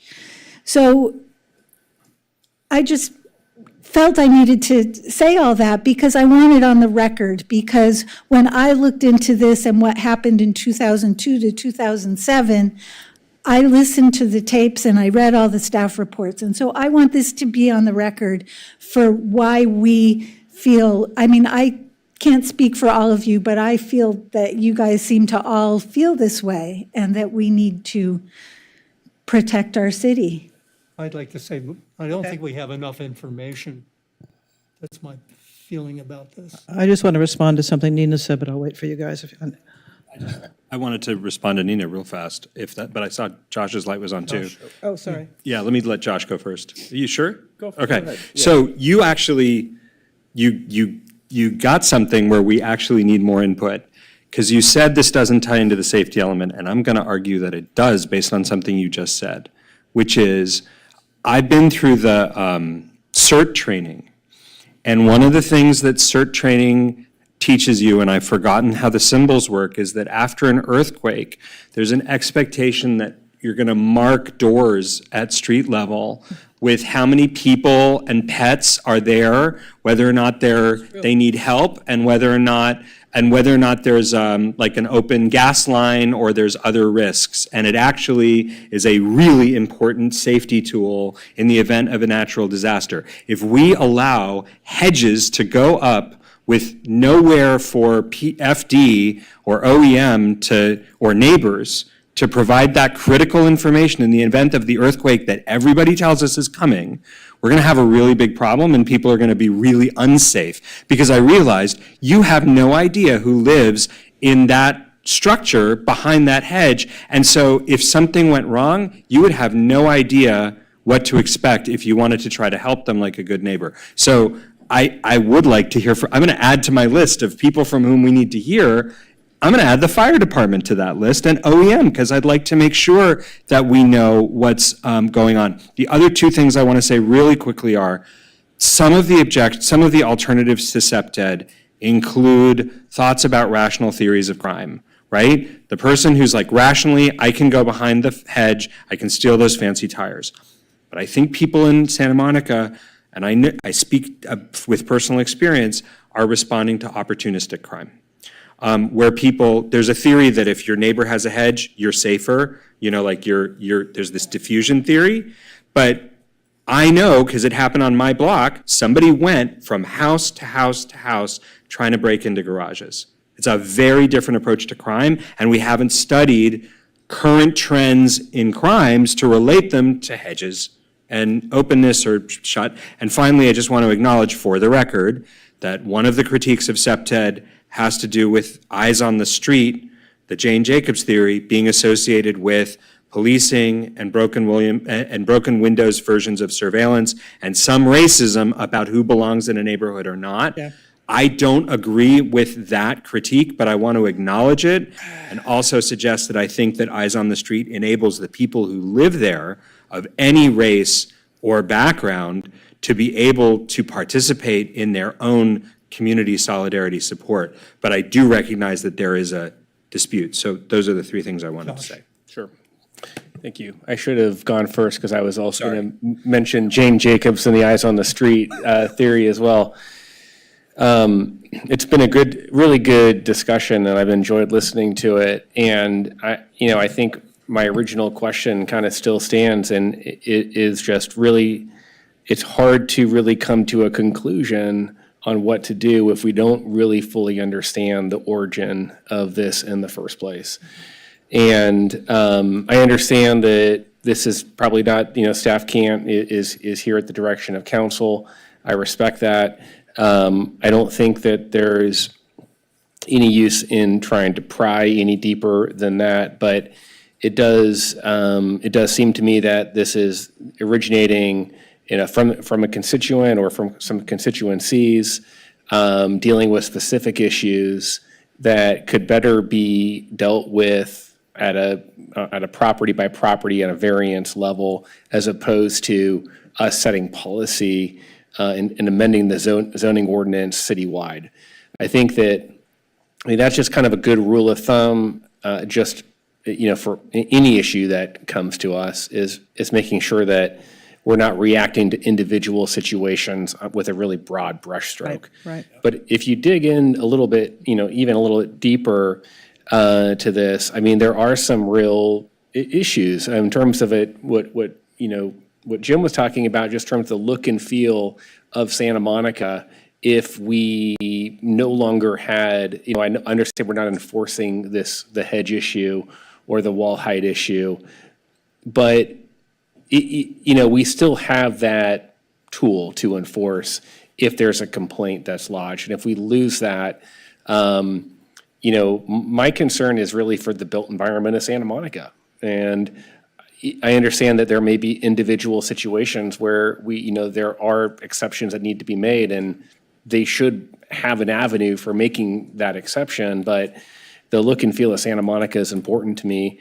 And a city of walls and hedges just doesn't seem to be a welcoming environment. We talk a lot about, wanting us to be a pedestrian-oriented community. If there's nothing to see as you walk through the streets except for ficus hedges, that's not a good outcome. And, I do have a real concern about just safety, and it all gets summarized in the Eyes on the Street, the Jane Jacobs theory, but there's something there. And, having a good, having all of us be able to look in at properties to make sure that no one is breaking in, and also someone inside the home being able to look out onto the street and see if someone's car is getting broken into or something like that, or someone has fallen down and needs help. All of that's important. And, I don't necessarily, I think for me, until I hear a really good compelling reason as to why we're doing this, and I can really follow the thread of the findings, I just don't think I have enough information at this point to make a decision one way or the other. So. Can I just, and Commissioner Hamilton, you clarified, but I just wanted to say for the record again, it's not that we're not enforcing the rules. We do enforce, if there's a complaint. Sure. We do go out and look into that. We also review plan checks and permit applications when they come in to make sure they're compliant with the code. So, the point is just that we don't really have the resources to proactively, go out and look for violations, but we do respond when there is a complaint. If someone responds, yeah, understood. But Yeah. if you have a higher, there'll be fewer abilities to respond and enforce if we just raise the height. Yeah. Absolutely. Yeah. I have an idea. Oh, you want to speak? I just want to say something really quickly. Jim, go ahead. Thank you. So I'm having a tough time making the findings. I don't understand, as alluded to by my fellow commissioners, we don't really understand why we're being asked to do this, and it's hard for us to make the findings. And I understand the need for more information, but staff doesn't have, so I'm torn. I don't want to, I don't have enough information to move this forward. I don't have the ability to make the findings now, but I don't want to put more work on staff's shoulders to go out and do a bunch of research on an issue, which I will go a little farther. I think it's just a political issue in terms of, it's a public safety platform that it gives somebody to, and I don't really think it helps public safety. So I think we should need to make a motion to either ask council to give us more specifics on what is the concern so that we can try to craft a proposal, or we just need to kill this. But they'll revive it. I understand they'll revive it. They have the opportunity. They're the ones with all the power. But right now, they're not giving us the details of why this is important. Sean. I forget what I was going to say. I wanted to respond to something that Nina brought up, and that is about racism and fences. Actually, the hardship cases I was talking about were in Pico. And if you drive through Pico, you do see non-conforming fences, because there is fear of crime in Pico. And frankly, if you drive through LA neighborhoods, the communities of color tend to have the pit bulls and the fences and what have you. So there's a real safety concern on the part of some neighborhood people, and I think we need to be aware of that. I'm a part of a neighborhood watch. I'm theoretically the head of it, very theoretically. And we have we watch out for each other. We have a police officer assigned to us, and we have a lot of lights, which they said by all means put lights everywhere, and it really makes you feel safer when none of us have 6-foot fences. So anyway. I'm going to try a motion here. And I'm going to preface it by saying that I do think we do have one power. The council can always just do it at once, but we have the power to slow this down and make sure that this conversation proceeds at least with some semblance of transparency and public process. And I would like to exercise that power, but I want to name it as a power. I think that by continuing this, we can slow it down. If we if we make a decision tonight, it can go right back to council on October 8th and they can do whatever. And I think we do have the power to continue this. And my feeling is that I would like to, and it can get pushed back to us. I mean, council can direct us some other way, but I would like to see that public input, right? And I think we need like 60 days of public input. And I would like the answer, I would like to hear from the fire department and OEM about implications for post-earthquake, what it means to have so many, potentially invisible residences after an earthquake. And I would like to understand the question of like the definition of welfare, and I would like to understand, the SEPTED standards and the alternatives to those standards, because there's a conversation there. Is that a motion? Well, it is leading to a motion that would incorporate requests for all of those things, including a solicitation of public input by the staff, that we continue this to November 6th. And I use that date explicitly. This council wants this back. This council could have this back on November 26th. If we get that information by November 6th, we could vote on November 6th, and it could be before this council on November 26th. And I want to respect that it came from this council and should go back to this council. Don't they become official council people the day after they're elected? No. Oh. No. They serve until the second week of December. Oh, really? So their November 26th meeting will be a meeting of the currently serving council members. Can I just say? So that's my motion, is to continue this to November 26th. Second it, at least for discussion. November 6th, excuse I think me. we're fighting public perception. I have a friend who reported to me last week that he woke up in his bedroom, there was a guy there, homeless person. And he's going to think that fences are the best way out of this, or hedges or something to slow those people up from Right. getting in his house. But is he right? Or a lock on his front door could Actually, it's help. actually the opposite. A deadbolt. Council is acting as if that's the right way to go. So I think we should slow it up. And Well, go ahead, Jim. I think it's a wise motion. I am just reluctant to putting more work on staff, right? The staff is overworked and they have actual housing issues to deal with. Nina will do it. I'll do the work. Nina will do the work. Okay, well, I mean, I But am, they can say no. They can come back to us on November 6th and say, you know what, you asked for this information, and you know what, you have to make a decision based on what's before you. At which point, we will say what we will say. But it's not without us having honorably, in a paced way, in a responsible way, asked for the information that we feel we need in order to make an informed decision. And I want to say for the record that I'm open to the conversation. I'm not going to walk in and say, because you've raised questions about corners, we've had questions about hardship cases. There are some things that maybe we ought to be doing with this ordinance, but I'm not ready to specify those without the information that I've asked for. And I think it would be friendly to Jim and me as the makers of the motion to add additional information requests. I have I one. could raise a concern.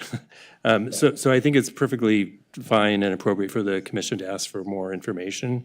I'm a little bit concerned about giving us a date certain when we would return with that, because what you're describing, and again, totally appropriate, it could be a lot of work and could take us longer than what, okay. the time you're giving us. Take your time. So I think it would be No best. earlier than November Okay, 6th. I think that's. I think actually, I think it's I think not a specific date, but articulate what it is that you want. And I think to be clear, you cannot mandate 60 days of public outreach. So I just I think that, what is it that you're looking for?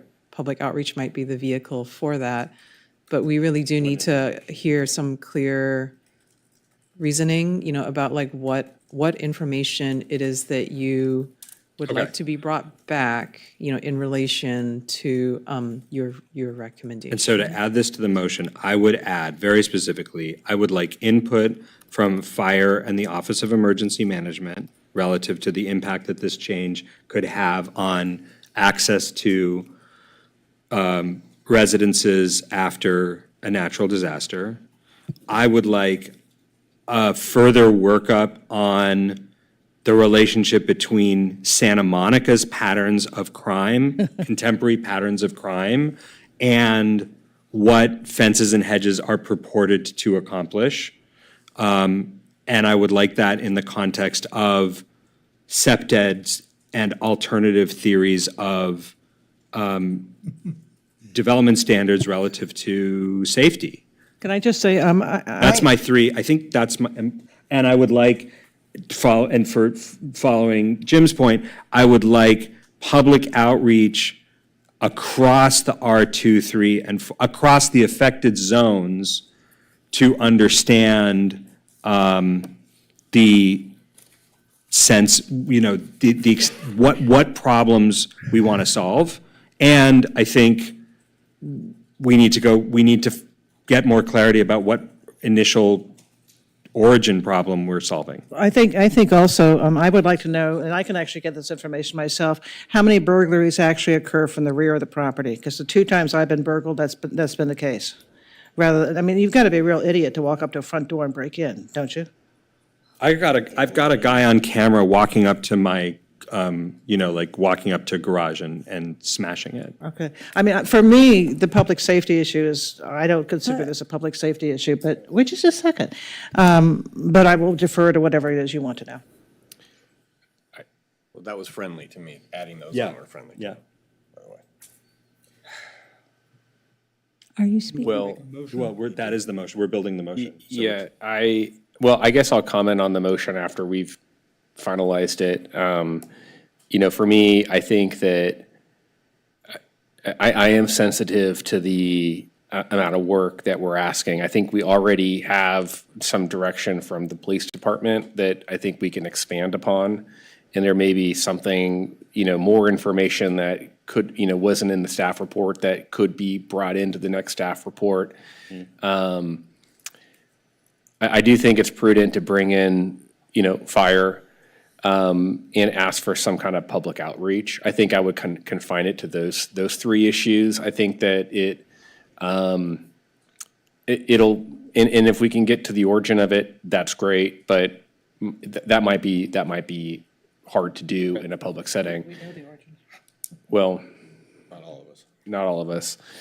And, but I think just confining it to public outreach, expanding on what was in the staff report about police, and then bringing in fire's perspective, I think that would be enough for us to make a determination, and not have people spinning wheels that may not need to be spun. I have 2 thoughts. In terms of doing public outreach, it seems pretty obvious the results will come back 48 to 44, based on the survey that staff did. But when I was doing my research and I was trying to understand how widely accepted SEPTED really is, and it's huge, it's international, it's everywhere. I was looking at SEPTED brochures in every language.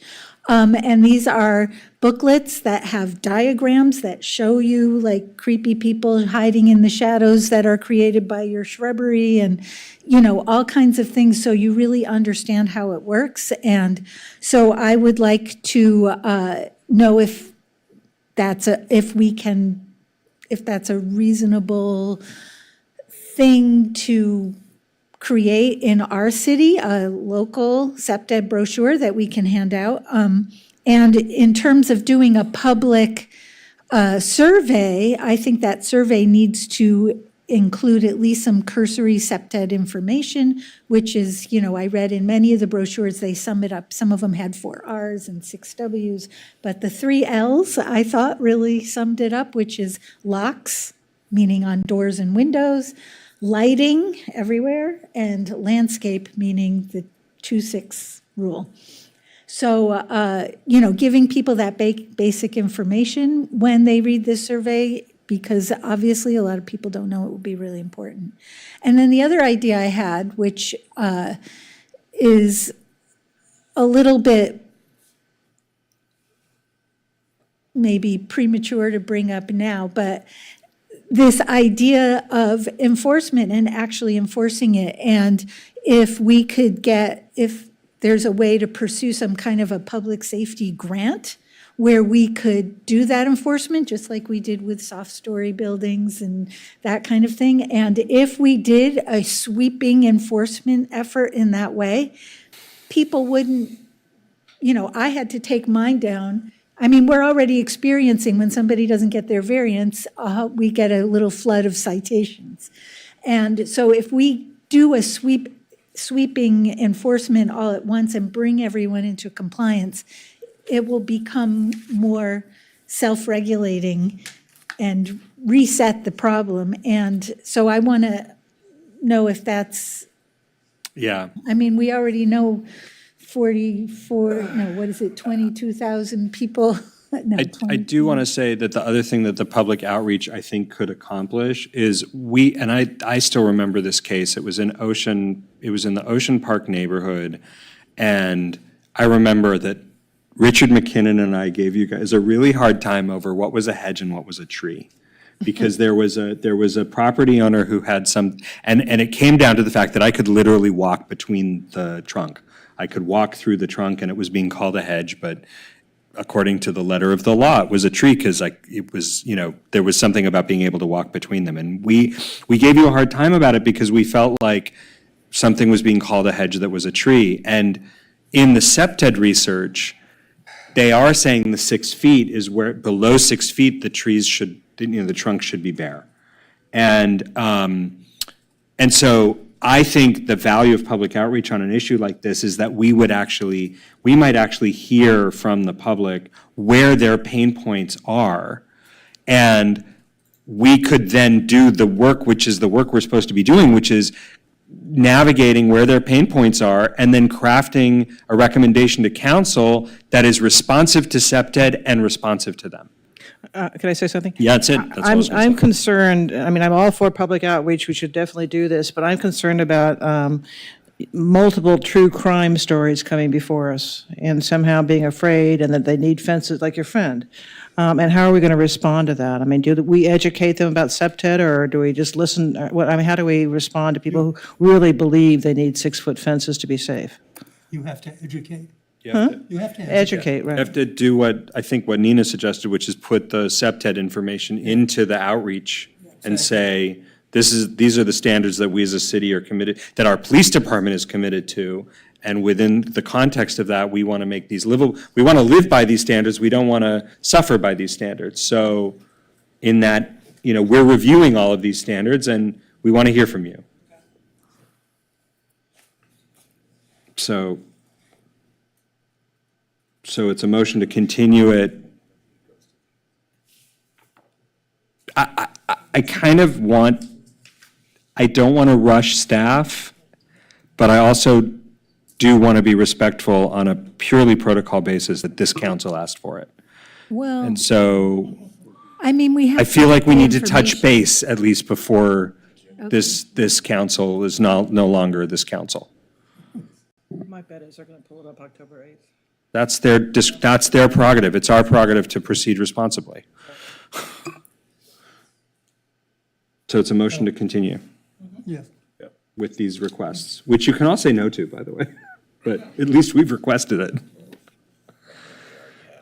I know.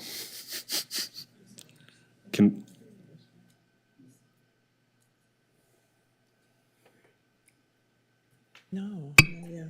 They can't if it's continued.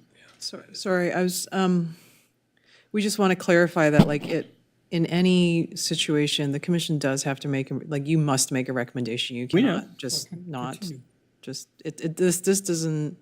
is not advancing to council because you're recommending, or you're making a motion to continue right now. Right. With what sounds like if I'm to understand the public outreach goals here, it's to understand, I think it's to, understand the community concern around fences, walls, and hedges in the multi-unit zones. Are we shopping these amendments Are we showing amendments, or is it just? We want to know what their compliance issues and what their attitudes are towards if a neighborhood is better with or without. We want to know what they think about it. We need to, I mean, what they think. I mean, the reason I'm asking for clarity, because when we do community engagement, you know, you need, like, there's usually a reason, a purpose behind it, right? We're asking a question. It's not sort of a. Well, in 2007. And so we have council direction, and so, you know, I'm just thinking, you know, what input we're asking Just for. ask them Is what it they in a- think of 6-foot fences, and do they then support that? It's sort of Pretty like simple, thoughts on the yeah. council I direction. mean, the right? problem is No, that we I mean, I just want to be clear, because No, no, I'm hearing a lot I about hear you. public outreach, and I just. I hear you. My issue, here's I mean, for me, the way I see the problem is, this is not a really good way to make policy with you have one case. As I understand it, there is a case that triggered this. Maybe one or two, but it's a handful in a particular neighborhood. And it is not good policymaking to take the specifics of that one case and suddenly throw it across 3 zoning districts, right? That's not a great way to make policy. But if council is saying, we've heard these concerns and we want to make a better policy and we want to do it in a fair way, then we actually have to hear across multiple districts. So I think we want to hear what the concerns are in different neighborhoods across. Those are a couple of cases in a couple of zoning districts. We need to hear, if we're acting more or less citywide or neighborhood-wide, then we need to hear from multiple neighborhoods, and we need to hear from multiple zoning districts about what their, to Nina's point, compliance issues are, and how they interpret the SEPTED standards, how they would like to live by the SEPTED standards. What they need to be able to live by those standards that encourage visibility from the front of the property in service of safety. Somebody might write back and say, I don't need the public to see what's going on my property because I have cameras and I have a service that monitors my property 24/7. It's not That's about- useful information, except it doesn't help anybody who can't afford that kind of a service. Most of what we heard is privacy, not Yeah. safety. Yeah. Well, that's why there's drapes. So, I mean, I assume the commission understands the point I'm about to make, but you could always recommend denial, and you could make your findings based on that recommendation. Council could take that recommendation and decide whether or not they, understand what you're asking for and want to continue the item, or, We want to solve bounce the it back to problem. the commission. But, in some ways, that would be a cleaner way to do it, because then council would have a recommendation. Or we could say we want more information, and if council really wants to move, it can do an IZO. No, don't, no, God. Isn't there an option for council if we went back to them with, hey, you haven't given us enough information, or hey, we denied it, can't they just go ahead and approve it at No, that so point? that we can't take it forward to the commission, I'm sorry, to the council, unless you make a recommendation and make the findings. And we don't want to do that right away. We've got a motion on the table that, we understand that, but we have a motion on the floor right now that we want to take some time and get more information and make a better recommendation. That's, I'm not prepared to So deny it. I think I think to answer Commissioner Reese's question, I think your question is if the commission didn't recommend approval of this, like it could still advance to council. Yes, that is correct. If the commission ultimately came to a motion to recommend like denial of these amendments or not moving forward with it, right? Then that would be the recommendation to the council, and then the council it's still their decision ultimately on what to do with it. So that's to answer that question. Thank you. The reason I'm trying to drill down on the public outreach aspect of it is because I think what I'm hearing is like there's a notion of, I think it's one thing to ask residents what they think about, this direction to raise heights to 6 feet. But I think the additional piece about kind of like creating education and marketing around SEPTED, it almost goes like that's sort of pushing information out, if you will, like unless the commission has an alternative proposal you'd like to get feedback on, because I just want to be, I think, respectful of like obviously the direction received, and I absolutely hear you on, the information you're wanting, but that, when we do public outreach, that we're actually like receiving information. We're not going through a kind of like public information campaign, that's not the purpose of Let me suggest that. an Does that make alternative. sense? Can I ask don't- something? Does can the council approve it if we deny it? Yes. Just approve Yes, it? yes, they So can. so they can override us. Right, but if we continue it, then we haven't taken action yet, and so there's nothing for That's them why I to do. like what- Yes, there Yeah. is. They can act on it October 8th. That's why, it suggests that we're not happy with it. I would still like to continue, and actually, Jing, listening to you, there may be a middle ground here, which is, and I don't know how folks feel about this, but I don't think anybody knows that this even was happening, right? We have no public comment. It was on the consent calendar. Right, it was on the well, this wasn't on the consent calendar, but, council it was. I mean, Council it was. it was right on, right? I would like to, well, the ROI was, but I mean, I would like to see emails and postcards in the R2, 3, and 4 districts saying, we're going to have a conversation about this on such and such a day, and give people an opportunity to come in and give us public comment. If we'll get your guy, we'll get your friend, we'll get your friend, right? That's the problem. But let's give, Okay. right, let's give people an opportunity beyond that one neighborhood and that 116 item to actually share with us what their thoughts are, so that at least the public has some notion that this is happening. Because I don't think everybody's reading our agendas. Walking back a motion that's already on the table. I'm not walking it back. Oh, okay. I'm trying to well, say, first let's the vote- public outreach could include, there will be a postcard notification or an email notification saying, making sure, an article in the Daily Press or the Mirror, or whatever, saying there will be a hearing that we want to hear from people about. What if, I would know we would have to do this at our next meeting, because I've been so well trained by Heidi. But what if at our next meeting, it's soon, right? We formed a subcommittee that would help staff with the survey, and that way we don't have to like craft a survey on the dais on the fly. That's a good idea. That's a good idea. I won't be here, but that's a good idea. But, okay, so Okay, let's. so it's still a motion to continue to a date uncertain? Like, how? No, I mean, I don't think because you're articulating the reasons for the continuance, like Yeah. what information it is that you want. Okay, And so I see here, like just what I hear in the motion is a public outreach to hear from residents across the R2, R3, and R4 zones in all neighborhoods. to receive, their input. Well, not all All all the those zones. neighborhoods, It's all the neighborhood neighborhoods that agnostic, have, because it right, yeah. covers, Yeah. zones are, about what they think about this proposal to raise fence wall hedge heights to 6 feet, right? That's the input we are seeking. And you want input from the fire department, Office of Emergency Management, regarding the impact of these proposed amendments on access to residences after a natural disaster like an earthquake. Visibility of and access to. Okay. And then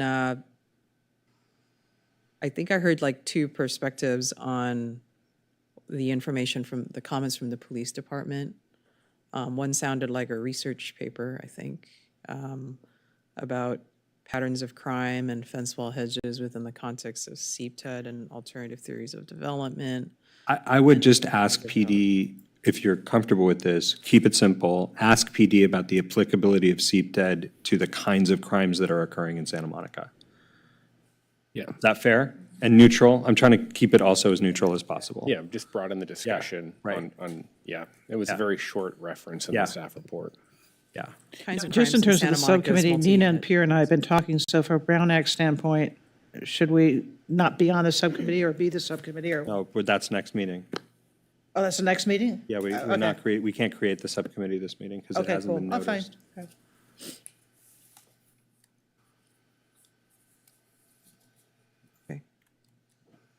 Is that clear in terms Is that, of the did reasons? we for- cover it? I think, do you want that legal analysis or no? Did you want more on whether safety, whether we can vote on this if I think Ching was pretty clear. And Heidi as well, like, we're acting within legislative Every time authority. you say what you want to know what my opinion is on, you slur it, and I still I'm sorry. said it twice. We had both asked about whether or not we can actually do something that apparently degrades safety. Oh, And I think you had raised the question of whether we wanted a formal opinion on that. I had supplemented with what is the role of privacy in that conversation. well, I was told that it turns out that the interpretation of findings is up to the satisfaction of the people who are voting on it, and that it's not an objective thing. And so I don't think that is something worth asking for. Cool. It's the facts to support your findings. Well, if it's facts, then it is an objective thing, and, It's the information and facts before you to support, in the record, to support your findings, so. okay. All right. So can we vote? I would love to. Okay, Commissioner, and I'm sorry, and Landris was the, made and the it. second was Hamilton, was that right? Second was Reese. Oh, Reese, okay, thank you. Commissioner Fresco, Yes. Commissioner Hamilton? Yes. Commissioner Lambert? Yes. Commissioner Landris? Yes. Commissioner Reese? I'm going to vote for this, yes, but I'm going to just want to say that I'm concerned that we don't, and I'm going to repeat this again for the council's point. We're Sam's vote and then you talk. Or no? well, because then I lose my ability to talk, so, but, now that you've lost my train of thought. Okay, so anyways, the concept in my head is, we don't understand the problem yet, because we've heard that it's from overdevelopment, we've heard that maybe it has to do with one person's property rights, but overdevelopment, it doesn't make any sense that a tall building to my south and to my north I'm gonna be protected from something in the front yard. Yes, the building that's tall across the street will be an impact and I won't like it, but it is less of a problem than the buildings that are next to me. So the argument that in somehow this is helping out from overdevelopment doesn't make sense to me. So if somebody could articulate to me what the real problem is, it would make it a lot easier for us to move forward. So again, with that, I vote for this continuance. Okay, and Chair Tolkien? Yes. Sarah? Okay. I'd like to request that we place an item on the next meeting's agenda to create a subcommittee to assist staff in research related to this matter. I think we just need a voice vote. Voice vote. Yeah. Or do we need a vote? No, we don't vote. Okay. Yeah, and I'd also like to suggest that when this comes back, that we invite, at the very least, PD to be present in case there are questions. And potentially down the line, as some other cities have done, consider for a future agenda formally adopting SEPTED standards as part of our vision for a safe community, which other planning commissions in other cities have done. Okay. We have 14B is no Well, longer no, relevant. Wait, 13A is my item. 14A, Yeah, 13A.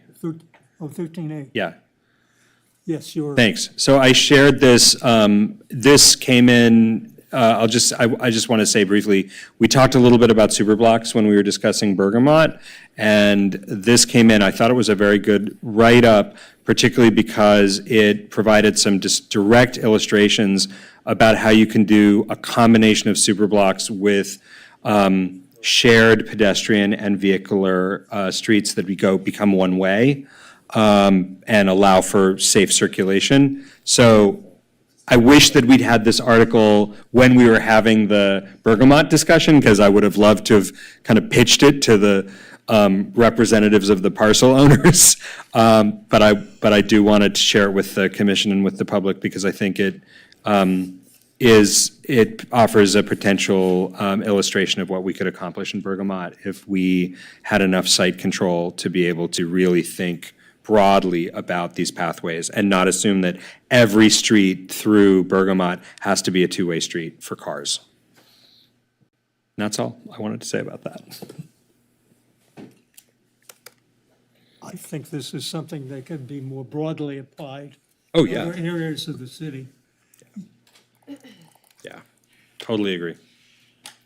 All right. Do we move on? 14A. Onward and upward. 14A is, 14B is no longer applicable to anything. 14A is to appoint somebody to one of the commissioners who wants to represent us at the city council for the, When the time comes, let's pick that one up again. Bergamot. Bergamot, Bergamot yeah, and down to, and the, I would nominate Commissioner Reese to represent us since he led the discussion and he's open to it. Yeah, I'm open to it. It's just you're asking me to just get up there and respond for the commission in terms of what our consensus was on the different issues. Yeah. I can certainly do that. I guess we're ready to adjourn. Can I say something? I'd like to adjourn. Wait, do we need to vote on that, though?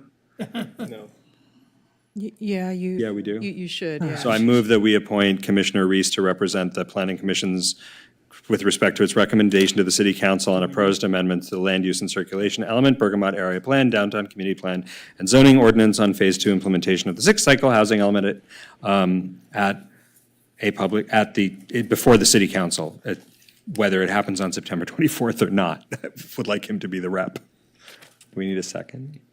Second. A second. Do a voice vote. Right. All those in favor? Aye. Aye. I'd like to adjourn with our expression of sympathy, empathy, wishes for sane gun control to the people who are affected by the shooting in Wyndham, Georgia today. Yeah. Yeah. So